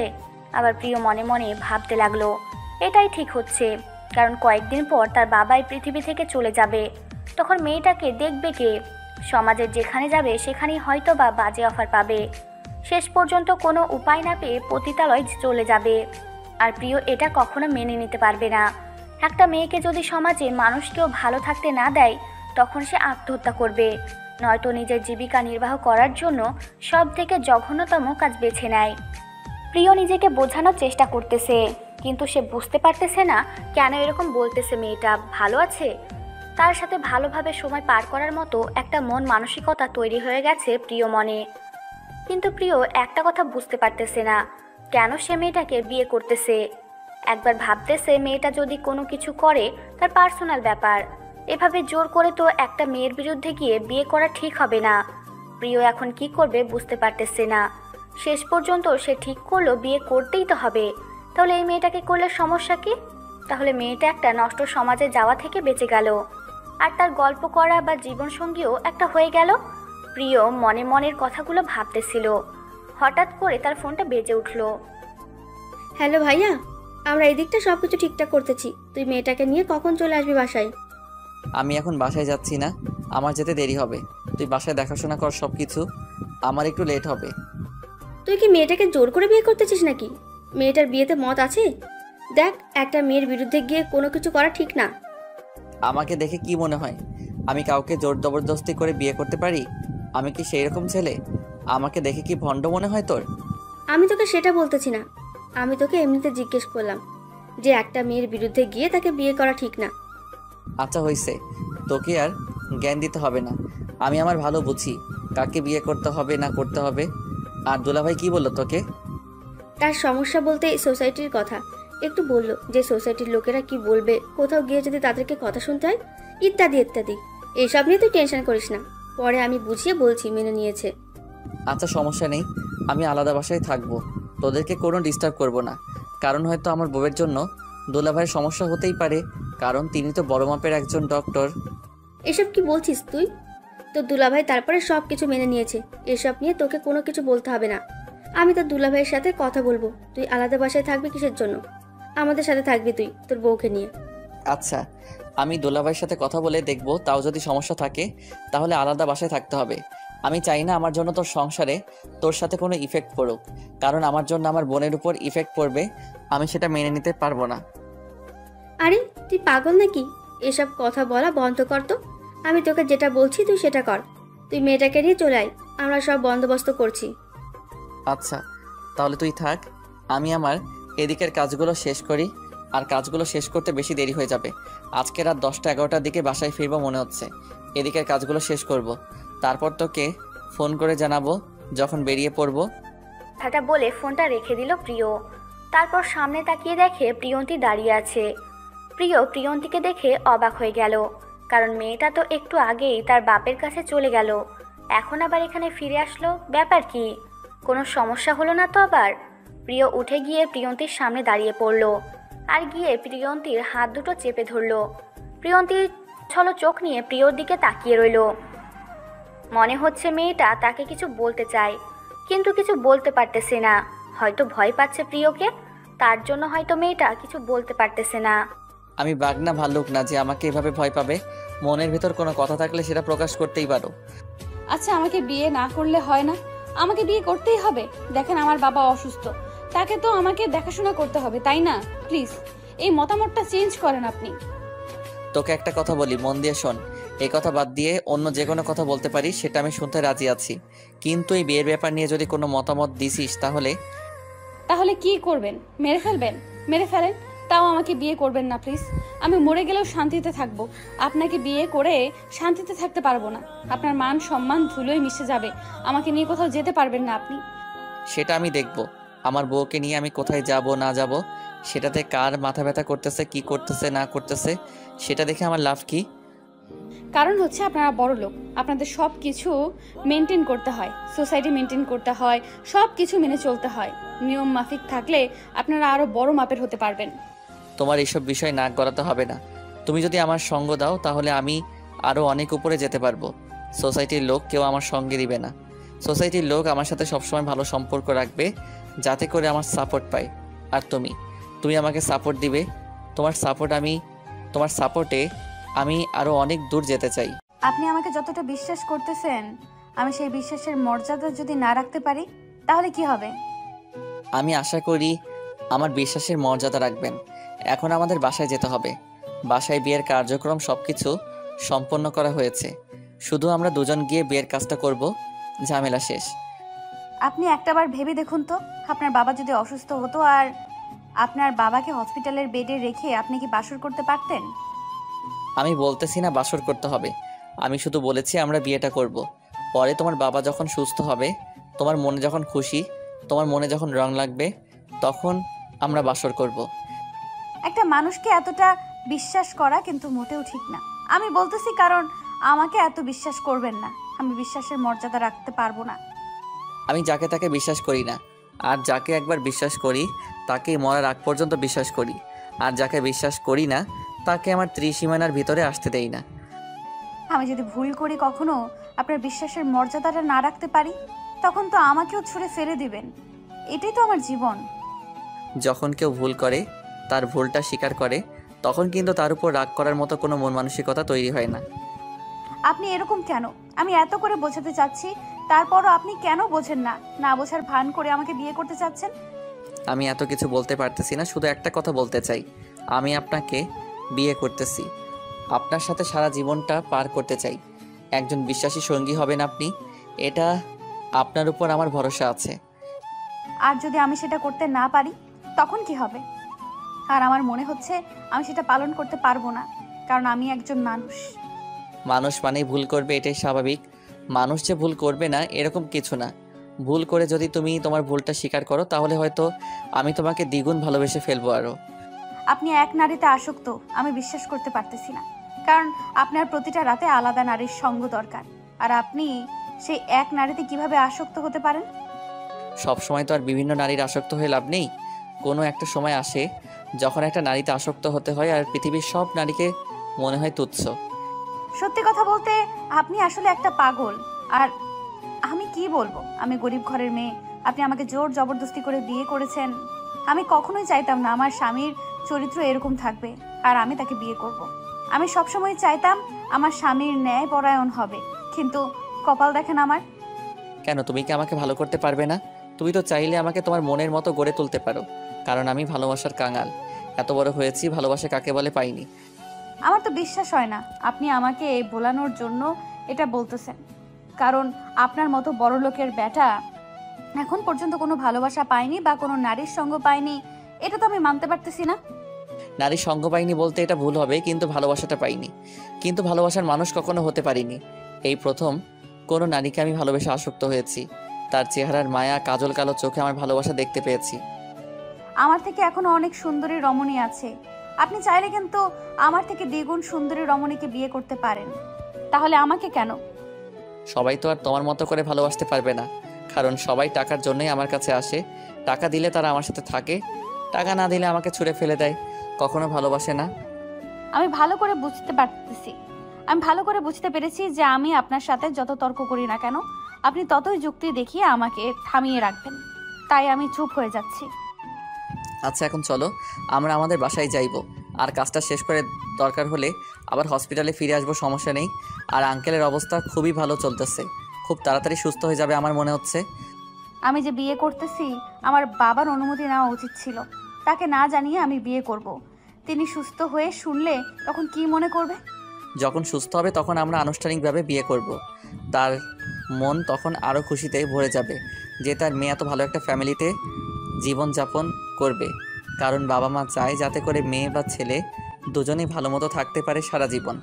বিশ্বাস করেন, আপনার সাথে যে মেয়ে বেশি না 1 সপ্তাহ থাকবে সে আপনার প্রেমে পড়ে যেতে বাধ্য। কারণ আপনি এত সুন্দরভাবে গুছিয়ে কথা বলতে পারেন।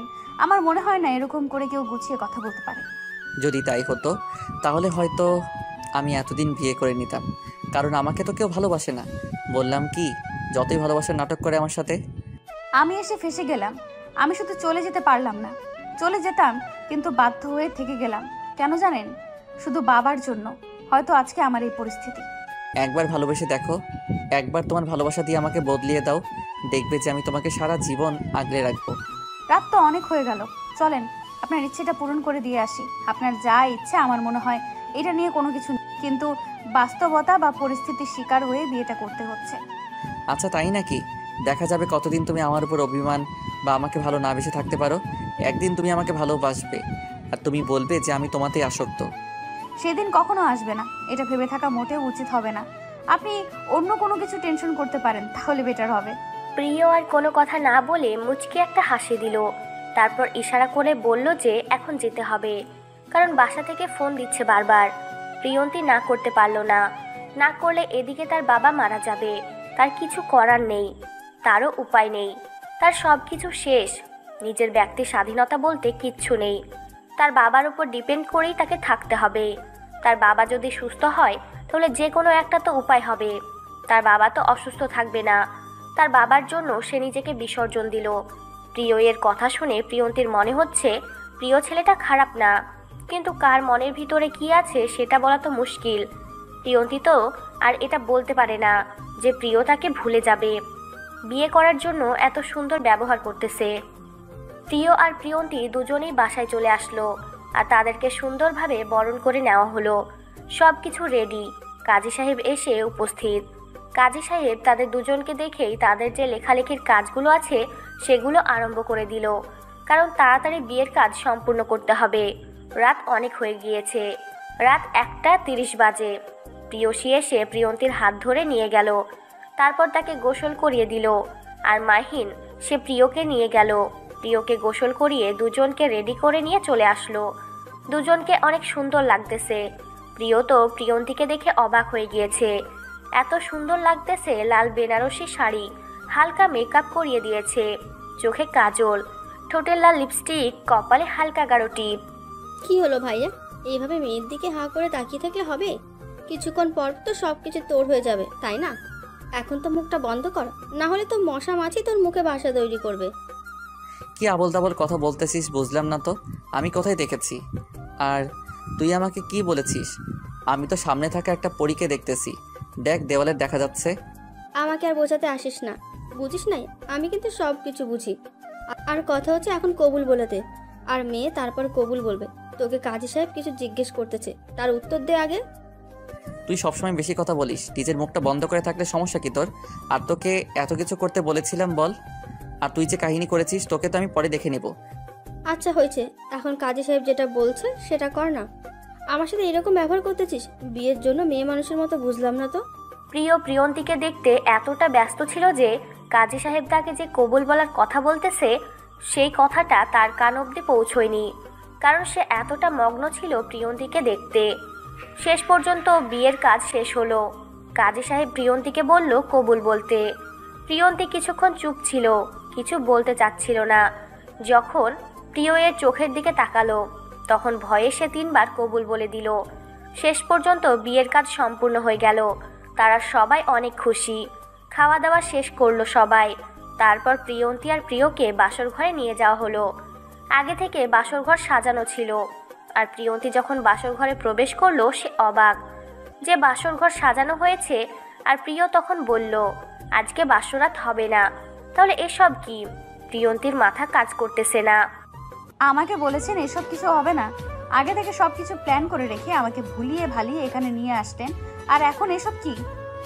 আমি এ সম্পর্কে কোনো কিছু জানি না। হঠাৎ করে মনে হয় দুলাভাই আর আপা এসব করেছে। আমি সত্যি এসব সম্পর্কে কিচ্ছু জানি না, বিশ্বাস করেন। আপনি আমাকে সবসময় মিথ্যা কথা বলেন। আমি আপনাকে বিশ্বাস করতে চাই না, আর কখনো বিশ্বাস করব না আপনাকে, কারণ আপনার একটা কথারও মূল্য নেই। আপনি যেসব কথা বলেন সব কথাই মূল্যহীন। তা, আমি তো বলতেছি যে আমি এসব সম্পর্কে জানি না। তুমি যেহেতু বলছো আমি সব জানি, তাহলে আমি ভুল স্বীকার করতেছি। এখন তুমি যেখানে যাবে আজকে আমি সেখানেই যাব, কিন্তু এখন হসপিটালে যাব না, কালে হসপিটালে যাব। আজকে অন্তত তুমি আমাকে সময়টা দাও। আচ্ছা, আপনি যেহেতু স্বামী আমার, এখন আপনার তো ইচ্ছে আছে বউকে আদর করা। আচ্ছা, করতে পারেন, আমি আপনাকে কিছু বলেছি না। আমি রোবট, আপনি আমাকে যেভাবে ব্যবহার করবেন আমি সেভাবেই ব্যবহৃত হব। এখানে এভাবে কথা বলার কি আছে? আমি বলেছি আমি তো এসব সম্পর্কে কিছুই জানি না। আপনাকে বলেছি বিয়ে করব। আপু হয়তো শখের বশে এসব করেছে, তার ভাইয়ের বিয়ে। আপু তার জানে না তোমার মনের ভেতরে এসব। আর আমি তোমাকে কথা দিয়েছি আজকে বাসর হবে না, আপুকে তো বলা সম্ভব না। আমি দুঃখিত, আমার ভুল হয়ে গেছে আপনাকে এইভাবে বলা। এখন বলেন কি করতে হবে আমাকে, কারণ এখন তো এখানে কিছু করার নেই। আপনি যেটা বলবেন আমাকে তো সেটাই করতে হবে। এখন তো বাইরে যেতে পারবো না, তাহলে আপু সন্দেহ করবে। এখানেই বসে গল্প করি। আপনার জানা অজানা গল্পগুলো আমাকে বলেন, আমি আমার গল্পগুলো আপনাকে বলি। আমি কি বলবো বুঝতে পারতেছি না, কারণ আমার মাথায় কিচ্ছু ঢুকতেছে না। আমার মাথায় শুধু একটাই টেনশন, আমার বাবা কখন আমাকে আম্মু বলে ডাকে। একটা মানুষের কিন্তু সুস্থ হতে সময় লাগে, আর তুমি তো দেখতেছি সব সময় আমাকে ইগনোর করছো। সত্যি আমি তোমায় ভালোবেসে ফেলেছি, আর ভালোবাসাটা কি গ্রহণ করা অপরাধ হয়ে যাবে? বিয়ে তো আমাকে করে নিয়েছেন, এখানে গ্রহণ করা না করা কোনো কথা আসে না। আপনাদের মন যা চায় সেটাই করতে পারেন। দেখো তুমি এরকম কেন করতেছো? আমি তোমাকে এতটা বোঝানোর চেষ্টা করতেছি, বোঝাতে পারতেছি না, নাকি তুমি বুঝেও না বোঝার ভান ধরে আছো বুঝতেছি না। একবার তো আমার সাথে ভালো ব্যবহার করে দেখো। আমার কি সেই সাহসটা আছে নাকি যে আমি আপনার সাথে খারাপ ব্যবহার করব? এটাই আমার ভালো ব্যবহারের, এটাই আমার ভালো ব্যবহার। এর থেকে ভালো ব্যবহার আমি শিখিনি। তোমার যেটা মন চায় সেটা করতে থাকো। আমি এখন ঘুমিয়ে গেলাম, তুমি ঘুমিয়ে পড়ো, কালকে সকালে হসপিটালে যাব। কথা ছিল বিয়ের কাজ শেষ হলে আমরা যাব, এখন বলতেছেন সকালে যাব। এটা তো ঠিক হলো না। কথা দিয়ে কথা রাখতে পারবেন না তো সেই কথা দেন কেন? আরে ভাই, এটা কি ধরনের কথা? তুমি কি অবস্থানে আছো? আজকে আমাদের বিয়ে হলো ভাইয়া, আর আপু জানে আমাদের মাঝের সম্পর্ক অনেক ভালো। এখন যদি আমি তোমাকে নিয়ে হসপিটালে যাই তারা কি ভাববে? সকালে তাদের সাথে দেখা করে আমরা বেরিয়ে পড়ব। বুঝতে পেরেছি তো, এত বোঝাতে হবে না। আপনার যেহেতু বিয়ে করা বউ এখন আমি, আপনি যেটা বলবেন না আমাকে তো সেটাই শুনতে হবে। আচ্ছা, যেটা বলবেন সেটাই হচ্ছে, ঘুমিয়ে পড়বেন। আমিও ঘুমিয়ে পড়ি।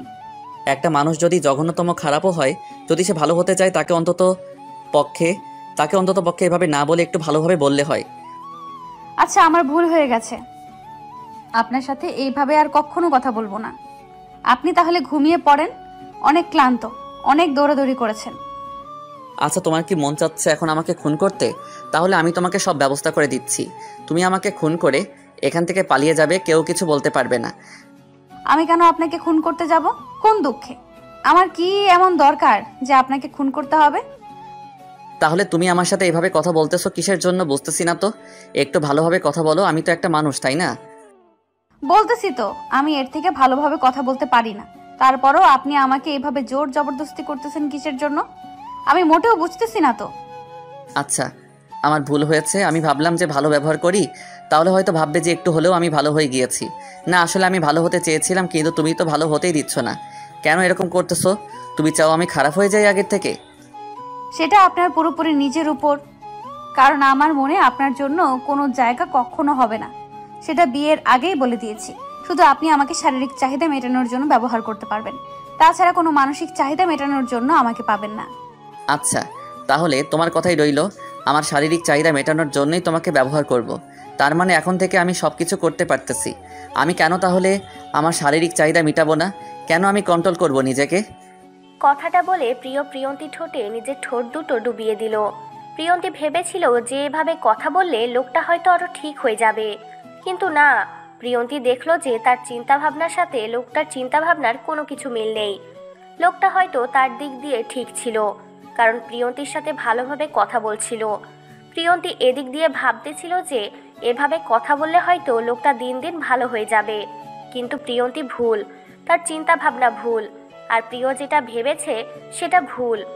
কারণ দুজনের চিন্তাভাবনা যদি এক হতো তাহলে কখনোই এরকমটা হতো না। প্রিয়ন্তীকে কোলে তুলে নিয়ে বিছানার উপর শুয়ে দিয়ে প্রিয়ন্তীর উপর শুয়ে পড়ল। প্রিয়ন্তী কোনো কিছু বলছে না, চুপচাপ সহ্য করে যাচ্ছে। সহ্য করা ছাড়া কোনো কিছু করার নেই। প্রিয় সব কিছু খুলে প্রিয়ন্তীকে এমনভাবে আঁকড়ে ধরলো, মনে হচ্ছে পাগলের মতো প্রিয়ন্তীকে এখন খেয়ে ফেলবে। প্রিয়ন্তীর ঠোঁট দুটো ছেড়ে দিয়ে তার গলায় নিজে ঠোঁট দুটো বসিয়ে দিল। প্রিয়ন্তী কিছু বলতে পারতেছে না, চুপচাপ সব কিছু সহ্য করে যাচ্ছে। তার চোখের কোণা দিয়ে পানির ফোঁটা গড়িয়ে পড়তেছে। আর এদিকে প্রিয় তার শারীরিক চাহিদা মেটানোর জন্য যা যা করা দরকার সব করতেছে। মনে হচ্ছে প্রিয়ন্তী একটা রোবট, আর প্রিয় যেভাবে যেদিকে নিচ্ছে প্রিয়ন্ত ঠিক সেভাবেই হচ্ছে। প্রিয় শেষ পর্যন্ত নিজের শারীরিক চাহিদা মেটানো শেষ করে প্রিয়ন্তীর উপর শুয়ে পড়ল, আর প্রিয়ন্তী ঠোঁটে নিজের ঠোঁট দুটো ডুবিয়ে দিল আবারও। প্রিয়ন্তীর অনেক খারাপ লাগতেছে, তার ব্যথা করতেছে। কামড়ের দাগ স্পষ্টভাবে বোঝা যাচ্ছে কয়েকটা জায়গায়। মনে হচ্ছে যে সে একটা জঙ্গল, পুরো বিশ্রী লাগছে তাকে। এভাবেই প্রতিটা দিন প্রতিটা রাত চলতে লাগলো। প্রিয় এর যখন খুশি তখন প্রিয়ন্তীকে ব্যবহার করতেছে। দেখতে দেখতে প্রায় 1 মাসের মতো চলে গেল। আর এদিকে প্রিয়ন্তীর বাবা এখন মোটামুটি সুস্থ হয়ে উঠেছে। এখন একা একা হাঁটা চলা করতে পারে, সব কিছু করতে পারে। এখন আগের মতো কোনো ব্যথা বা শ্বাসকষ্ট হয় না। প্রিয়ন্তীর বাবা এখনও জানে না যে তার মেয়ে বিয়ে করে ফেলেছে। আর প্রিয়ন্তী এই বিষয়টা এখনও তার বাবাকে জানাতে চাচ্ছে না, কারণ তাকে পুরোপুরি সুস্থ হলে তারপর বলবে। প্রিয়ন্তী অনেক খুশি তার বাবার জন্য। তার বাবার সাথে সব সময় এখন আড্ডা দেয়। আর এদিকে প্রিয় চেম্বারে বসে রোগী দেখাদেখি করে, আর পাশাপাশি প্রিয়ন্তীকে ডেকে নিয়ে এসে গল্প করে। এভাবে চলতে চলতে আরও 2 মাস চলে গেল। এখন প্রিয়ন্তীর বাবা পুরোপুরি সুস্থ বলা যায়। না জানি কখন পৃথিবী ছেড়ে চলে যাবে। আপাতত দৃষ্টিতে সুস্থ হয়ে উঠেছে। এখন কি করবে? আব্বুকে নিয়ে বাসায় যাবে নাকি অন্য কোনো ফ্ল্যাটের আব্বুকে রাখবে? তুমি যেটা বলবে সেটাই হবে। আমি আবার এখানে কি বলবো? আমার তো জানাশোনা কোনো জায়গা নেই, আর যেটা ছিল সেটা তো এখন বাড়ির মালিক অন্য কাউকে ভাড়া দিয়েছে। তাহলে আমাদের সাথেই থাকবে, সমস্যা নাই। কোনো কিছু হলে সাথে সাথে তুমি দেখাশোনা করতে পারবে, তাহলে তুমি নিশ্চিন্তে থাকতে পারবে। ভাইয়া আর আপুকে জিজ্ঞেস করা উচিত ছিল। হঠাৎ করে এইভাবে আব্বুকে নিয়ে সেখানে যাওয়া উচিত নয়, কারণ তাদের একটা রুচিবোধ আছে। তুমি এতদিন ধরে আমাদের বাসায় আসো, তুমি ভাইয়া আর আপুর সম্বন্ধে এটা বলতে পারলে আমি কখনো আশা করিনি তোমার কাছ থেকে এরকম কথা শুনবো তাদের সম্বন্ধে। আমি মোটেও কিন্তু খারাপ কোনো উদ্দেশ্য নিয়ে কথাটা বলিনি।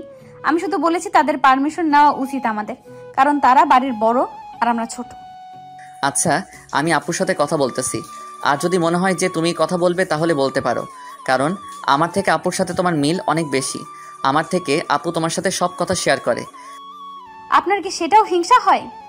এখন থেকে কি আপনার বোনের সাথে কথা বলা বন্ধ করে দেব? যদি আপনি বলেন তাহলে আমি কারোর সাথে কথা বলবো না, রুম থেকেই বের হব না। 3 মাস হয়ে গেল আর তুমি এখন আমাকে বুঝতে পারলে না? আমার মনের অনুভূতিগুলো তুমি এখনও বুঝতে শিখলে না যে আমি কখন কি চাই আর কখন কোনটা বললে আমি তোমাকে খুশি করতে পারবো? সেটা আমি সবসময় ভেবেচিন্তে থাকি যে তোমাকে খুশি করার জন্য আমার যা করার দরকার আমি তাই করব। কিন্তু তুমি? আমি এসব নিয়ে কোনো কথা বলতে চাই না। এখন এসব কথা যদি আব্বু শুনে নেয় তাহলে অনেক খারাপ কিছু ঘটে যেতে পারে। আব্বুকে আমি সবকিছু বুঝিয়ে বলবো। এখন হঠাৎ করে এসব কথা বলা ঠিক হবে না। আচ্ছা, তাহলে তুমি আব্বুর সাথে গিয়ে কথা বলো। আমার কয়েকটা পেশেন্ট আছে, দেখাশোনা শেষ করে বাসায় চলে যাব আব্বুকে নিয়ে। কাল হসপিটালে আসবো না, শরীরটা আমার অনেক খারাপ। কেন, কি হয়েছে? শরীর অসুখ করেছে নাকি? জ্বর, সর্দি নাকি অন্য কোনো কিছু? কোনো কিছু বুঝতে পারতেছি না। শরীর অনেক গরম, তার সাথে কেমন জানি মাথাটা ধরতেছে। মনে হচ্ছে প্রচুর ঘুম, কিন্তু ঘুমাতে গেলে ঘুম ধরতেছে না। অন্যরকম একটা বিরক্তিকর ফিলিংস। তাহলে যে কয়টা পেশেন্ট আছে তাদেরকে দেখতে হবে না, তাদেরকে অন্য ডক্টরের কাছে দিয়ে দেন। আমরা বাসায় চলে যাই। আমাকে দেখতেই হবে। মরে গেলেই বা কি, কারো তো কোনো কিছু যায় আসে না। মরে গেলে হয়তো আমার বোনটা একটু আফসোস করবে যে তার জীবন থেকে একটা মাত্র ভাই চলে গেল। একটা মাত্র না, আমার একটা ভাই আছে, হয়তো কিছুদিন পর আমাকে ভুলে যাবে। আমাকে মনে রাখার মতো কেউ নেই। এসব আবোল তাবোল কথা বলা বন্ধ করেন। আর আপনার একটা ভাই আছে, কই? কখনো তো আমাকে বলেননি, বা তার সাথে তো আমি কখনো দেখা করতে পারিনি, বা তাকে তো আমি নিজ চোখে কখনো দেখিনি, বা আপনাকে কখনো তার সাথে কথা বলতে শুনিনি। আমার একজন বড় ভাই আছে, আমেরিকায় থাকে। আমাদের সবার বড়, মানে আমার আর আপুর সবার বড়। যে সে সেখানে বিয়ে করেছে, সেখানে সেটেল হয়ে গিয়েছে। সেখানে একটা ছেলে আছে, তার বয়স 5 বছর। কখনো দেশে আছে না? কখনো কি আপনাদের সাথে কথা বলে না, বা আপনাদের সাথে কন্ট্যাক্ট করার চেষ্টা করে না, বা আপনারা কখনো কথা বলার চেষ্টা করেন না? বাদ দাও, তার মতো সে আছে। কখনো যদি আমাদের প্রয়োজন হয় তাহলে হয়তো চলে আসবে, আর যদি প্রয়োজন না হয় সেখান থেকে যাবে। আমি সেটা নিয়ে টেনশন করি না। বাট এখন কয়েকটা পেশেন্ট আছে, দেখা শেষ করি, তুমি বাকি সব কিছু গুছিয়ে নাও। আমি তোমাকে ফোন করলে রেডি থেকো। বলতেছি না, এখন কোনো পেশেন্ট দেখা চলবে না, পেশেন্ট অন্য ডক্টর দেখবে। এখন আমরা বাসায় যাচ্ছি। আর আপনার যেহেতু শরীর খারাপ, কারণ আমি চাই না আপনার নিজের কোনো ক্ষতি হোক। ক্ষতি হলেই কি, তোমার তো অনেক ভালো। তখন তুমি অনেক অত্যাচারের হাত থেকে বেঁচে যাবে, অনেক কিছু থেকে মুক্তি পাবে। দেখা যাবে যে আমার মুখটা তোমাকে আর দেখতে হবে না। আমার মতো বিরক্তকর একটা মানুষের সাথে তোমাকে থাকতে হবে না।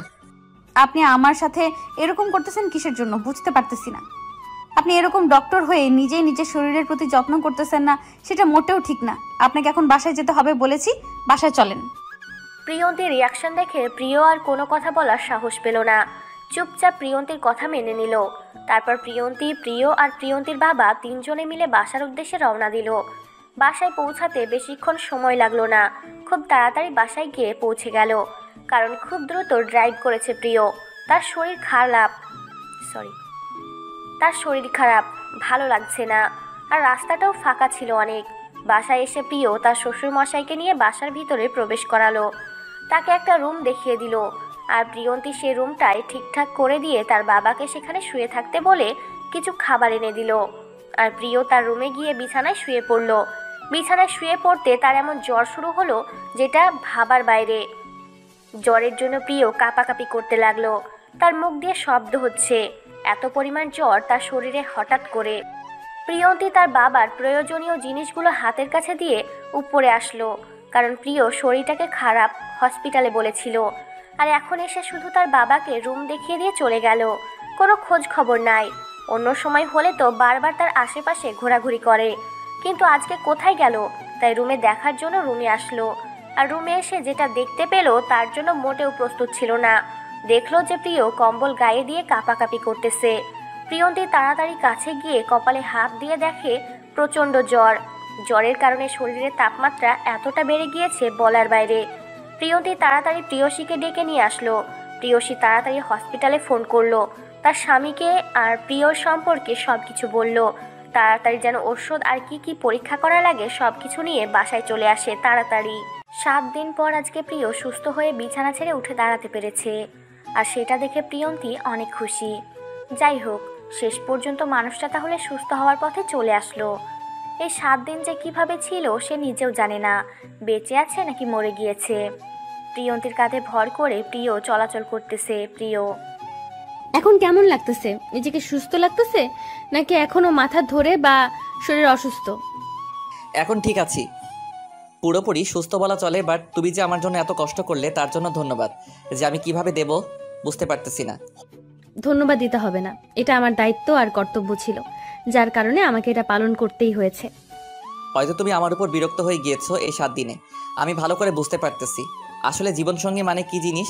আমি যদি মরে যেতাম হয়তো ভালোই হতো। তাহলে দেখেন, এত কষ্ট করে আপনাকে আমি সুস্থ করতে পারলাম, আর আপনাকে সুস্থ করার পর আমি এইরকম কথা শুনবো আমি কল্পনাও করিনি। আপনি আমাকে ধন্যবাদ দিতে না পারেন সেটা বুঝলাম, বাট এইরকম কথা থেকে তো অন্তত বিরত থাকতে পারেন, তাই না? আচ্ছা, আর কখনো বলবো না এরকম কথা। আমার ভুল হয়েছে, আমাকে ক্ষমা করে দাও। এখন একটু চলো বাইরে একটু ঘোরাঘুরি করে আসবো। মাত্র সুস্থ হলেন, এখনো বাহিরের আবহাওয়া গেলে আবার অসুস্থ হয়ে যেতে পারেন। 2 দিন রুমের ভেতরে থাকেন, পরে বাইরে যাওয়া যাবে, অনেক সময় থাকবে, তাই না? এখন আবার অসুস্থ হলে আবার 7 দিন। কেন বিরক্ত হচ্ছে নাকি? আমার অসুস্থতা তোমাকে কি বিরক্ত বোধ করায়? আমার অসুখ হলে তুমি কি অনেক জ্বালাতনে পড়ে যাও? সেরকম কোনো কিছু না, ভয় হয় আর খুব খারাপ লাগে, তাই বলতেছি। এখন এসব আবদার না করে এখন বাসায় চলাচল করেন, 2 দিন পর বাইরে যাওয়া যাবে। ও আচ্ছা, তাহলে তোমার কথাই রইলো। আর তোমার বাবার খবর কি? এখন কি পুরোপুরি সুস্থ নাকি এখনো কোনো ওষুধ বা ট্রিটমেন্ট করতে হয়? মোটামুটি সুস্থ আছে, কিন্তু আমি যেটা আশা করেছি সেই আশাটা আমি হয়তো পূরণ করতে পারবো না, কারণ আমার বাবাকে আমি হয়তো গ্রামে নিয়ে যেতে পারবো না। কেন? তুমি চাইলেই গ্রামে চলে যেতে পারো, সমস্যা নাই। আমি তোমাকে অনুমতি দিচ্ছি, কারণ তোমার যা ইচ্ছা আছে তুমি পূরণ করতেই পারো। আমি সেখানে দেয়াল হয়ে মাঝপথে দাঁড়িয়ে থাকবো না। আমার যেতে ইচ্ছে করে না, কোনো এক অজানা মায়ার বাঁধনে বেঁধে গিয়েছি, ভালো লাগে এখানে থাকতে। তার কারণে হয়তো আমি যেতে পারছি না। তুমি চাইলে কিন্তু যেতে পারো, আমি কিছু বলবো না। আমি ঠিকঠাক আছি, আমার কোনো কিছু হবে না। 7 দিন যেহেতু পার হয়ে গিয়েছে, এখন সুস্থ হয়ে যাব। আর আমি একজন ডক্টর, আমি জানি আমার শরীরের কন্ডিশন কখন কেমন। আমি এখন অনেক ফ্রেশ। এত কথা বলতে হবে না, আমার যখন মন চাইবে আমি করব। এখন চুপচাপ বসে থাকেন, আমাকে কাজ করতে দেন, না হলে কিন্তু ভালো হবে না। আর আপনি সবসময় এত বকবক করেন কেন? অসুস্থ ছিলেন, ভালো ছিলেন, চুপচাপ ছিলেন। আচ্ছা, আপু আর দুলাভাই কোথায় গিয়েছে? কাউকে বাসায় দেখতেছি না, ব্যাপার কি? বাসাটা একদম ফাঁকা লাগতেছে, কোথায় গিয়েছে? বাবা, দুলাভাই আর আপা 3 জনে মিলে বাহিরে গিয়েছে ঘোরার জন্য। আজকে 7 দিন থেকে কোথাও বের হতে চায় না। আর আপুর নাকি অনেক খারাপ লাগতেছিল, তার জন্য বাবাকে সঙ্গে করে নিয়ে তারা বাহিরে চলে গেল। তাহলে তুমি বাসায় কেন? তুমিও তো যেতে পারতে, তাই না? তুমি এখানে এভাবে একা একা কেন? বোরিং লাগতেছে না? তুমি একটু বাইরে থেকে ঘোরাঘুরি করে আসলে তোমারও মন ফ্রেশ হইতো। এত বকবক করতে হবে না, আমার কিছু ভালো লাগতেছে না। এখন এখানে বসে থাকেন, আমার কিছু হাতের কাজ আছে, আমি সেগুলো শেষ করি, তারপর আপনার সাথে বকবক করব। এখন পারতেছি না। একটা কথা বলি, যদি তোমার অনুমতি পাই, কারণ তুমি তো এখন সবকিছু নিজের মতামত অনুযায়ী করবে। আমি আগে একটা কথা বলি, সেটা শোনেন। সেটা হচ্ছে যে আমি আপনাকে ভালোবেসে ফেলেছি, আপনার মায়ায় আমি নিজেকে জড়িয়ে ফেলেছি। কারণ কি জানেন, বাঙালি মেয়েদের একবারই বিয়ে হয়, আর বিয়ের আগে যত বাঙালি মেয়েরা বকবক করুক না কেন, বিয়ের পরে ঠিকই তার স্বামীর মায়া এসে জড়িয়ে যায়, যদি সে একজন খাঁটি বাঙালি মেয়ে হয়। আর আমার তো বিয়ের আগে কোনো রকম সম্পর্ক বা রিলেশন ছিল না কারোর সাথে, তাহলে কি করব আমি? আপনার মায়ায় পড়ে গিয়েছে, এটা আমার ভুল। কি বলতেছো? সত্যি তুমি আমাকে ভালোবাসো? বিশ্বাস করো, তুমি একবার বলো শুধু ভালোবাসি, আমি সারা জীবন আমার জীবনের শেষ রক্তবিন্দু দিয়ে হলেও তোমাকে আমার ভালোবাসা দিয়ে আগলে রাখবো। কেন, আমার মুখের কথা বিশ্বাস হয় না নাকি? এখন নিজের জীবন বা নিজের কোনো ক্ষতি করে প্রমাণ দিতে হবে আমি আপনাকে ভালোবেসে ফেলেছি? সেটা বলতেছি না, শুধু বলতেছি তুমি সত্যি আমাকে ভালোবাসো নাকি আমার মন ভালো করার জন্য এরকমটা করতেছো। প্লিজ জাস্ট একবার বলো ভালোবাসি। প্রিয়ন্তী কোনো কথা না বলে চুপচাপ প্রিয়কে শক্ত করে জড়িয়ে ধরলো আর প্রিয়র কানে কানে বলে দিল, ভালোবাসি ভালোবাসি ভালোবাসি। প্রিয় নিজেকে বিশ্বাস করতে পারতেছে না যে প্রিয়ন্তী তাকে ভালোবেসে ফেলেছে। আর আজকে তারা দীর্ঘ 15 থেকে 20 দিন একসাথে আছে। একটা মানুষ যদি একটা কুকুর, একটা পোষা প্রাণীকে পালে 1 সপ্তাহ, তাহলে সেই প্রাণীটার মায়ায় পড়ে যায়। তাহলে একটা মানুষের সাথে যখন আছে, সেই মানুষটার মায়ায় পড়তে কতক্ষণ? আর তার চিন্তা ভাবনা তো ভালো, খারাপ না। প্রিয়ন্তী প্রিয়কে ভালোবাসে। প্রিয়ন্তীর এখন কিছু হাতের কাজ আছে, আর প্রিয়কে গোসলটা করে নিতে বলল। প্রিয় কোনো কথা বলল না, চুপচাপ প্রিয়ন্তী যেটা বলল সেটা শুনে নিল। প্রিয়ন্তী রান্নার কাজ শেষ করে টেবিলে সব সময় সুন্দর করে সাজিয়ে রাখলো। একটু পরেই তার বাবা আসবে। প্রিয় গোসল শেষ করে একদম পরিপাটি করে সুন্দর করে নিজেকে সাজিয়ে নিয়ে নিচে নেমে আসলো। আর এসে দেখে প্রিয়ন্তী সব কিছু শেষ করে এখন ঘেমে গিয়েছে, একদম ক্লান্ত শরীর নিয়ে চেয়ারে বসে পানি খাচ্ছে। প্রিয় কোনো কথা না বলে চুপচাপ প্রিয়ন্তীর পিছন থেকে গিয়ে জড়িয়ে ধরল। প্রিয়ন্তী ভয় পেয়ে গিয়েছিল, পরে স্পর্শটা অনুভব করে দেখলো যে এটা প্রিয়। প্রিয়ন্তী দাঁড়িয়ে পড়ল, আর প্রিয় প্রিয়ন্তীকে পিছন থেকে জড়িয়ে ধরে তারপর প্রিয় তার ঠোঁট দুটো প্রিয়ন্তীর গলায় বসিয়ে দিল। প্রিয়ন্তী শিউরে উঠল। তার এক মুহূর্তে মনে হলো তার শরীরে অন্যরকম একটা শক্তির সঞ্চার হয়ে গেল। প্রিয়ন্তী কিছু বলতে পারতেছে না, সে চোখ বন্ধ করে শুধু অনুভব করতেছে। তার নিঃশ্বাস কেন জানি ভারী হয়ে যাচ্ছে, চাইলেও স্বাভাবিকভাবে নিঃশ্বাস নিতে পারতেছে না। তার কেমন জানি একটা ফিলিংস কাজ করতেছে মনের ভেতরে। প্রিয়ন্তী চাচ্ছে প্রিয় তাকে আরো গভীরভাবে স্পর্শ করুক। আপু আর ভাইয়া এখন চলে আসবে, আর এখন এভাবে যদি আমাদের সাথে দেখে তাহলে কেলেঙ্কারি হয়ে যাবে। প্লিজ আপনি আমাকে ছেড়ে দেন। ভেবে দেখো, আমি এখন যদি ছেড়ে দেই তাহলে আর এখন করব না, আর তুমি যদি বিরক্ত হও তাহলে আমি কখনোই ধরবো না। আমি কিন্তু একবারের জন্য বলিনি যে আমার বিরক্ত লাগতেছে, আমার খারাপ লাগতেছে বা আমাকে ধরা যাবে না। আমি বলতেছি আপুরা চলে আসবে, এখন আমাকে ছেড়ে দেন, আমি গোসল করব, আমার ক্লান্ত লাগতেছে। একটু আগে বললে কি হইতো? তাহলে একসাথে গোসল করতে পারতাম না? আমি আগেভাগেই গোসল দিয়ে দিলাম, আর তুমি প্ল্যান করে আমাকে আগে পাঠিয়ে দিলে, একসাথে গোসল করতাম আজকে। এত শখ কিন্তু মোটেও ভালো না, বুঝছেন? আর সব চিন্তা ভাবনা মাথা থেকে জেরে ফেলে দেন। আর কথা হচ্ছে যে আমি এখন গোসল করব, আপনি এখানে বসে থাকেন, আমি গোসল শেষ করে আসি। আমিও যাই, আবার আমি গোসল করব, সমস্যা নাই। তোমার সাথে গোসল করি একদিন, তুমি তো আমাকে সবসময় ধরে ধরে রাখবে। আমার ছোঁয়াতে একটু অন্তত নিজেকে আমার কাছে বিলিয়ে দাও, আমিও তোমাকে ভালোবাসা দিয়ে ভরিয়ে দেই। সময় কিন্তু অনেক আছে, কিন্তু রোম্যান্স করতে পারবেন। এখন আমাকে গোসল করতে হবে, এখন আপনি আবার গোসল করবেন, আবার জ্বর আসবে, আবার 1 সপ্তাহ। আমি পারবো না, আপনি থাকেন, আমি গোসল শেষ করে আসি। তুমি কি পারবে না? আমার সর্দি জ্বর আসলে তো ভালো, তোমার আদর পাবো ভালো নাকি বলো? তুমি যখন আমার সাথে রাগ করে কথা বলো না, তোমাকে সেই লাগে। আপনার তো ভালো লাগবে, কিন্তু আমার তো ভালো লাগে না, আমার খারাপ লাগে। তাই আপনাকে এখন আমার কথা শুনতে হবে। বেশি বাহানা করবেন না ছোট বাচ্চাদের মতো, কোনো কাহিনী করবেন না। এখন যেমন আছেন তেমনই বসে থাকেন, আমি গোসল করে আসি। বললাম যে কথাটা একটু ভেবে দেখলে হইতো না? যদি কথাটা ভেবে দেখলে হয় তাহলে অনেক ভালো হতো। আমি যেটা মনে করি, একটু ভাবো, কথাটা তোমার জন্য উপকার হবে। আমার এরকম উপকার হওয়ার থেকে না হওয়াই ভালো। যে উপকারের ক্ষতি বেশি, সেই উপকার না হওয়াই বেটার মনে করি আমি। আপনি এখানে চুপচাপ বসে থাকেন, আপুরা আসলে আপনি তাদের সাথে গল্প করেন, আমি যাব আর আসবো। কথাটা বলে প্রিয়ন্তী চলে গেল।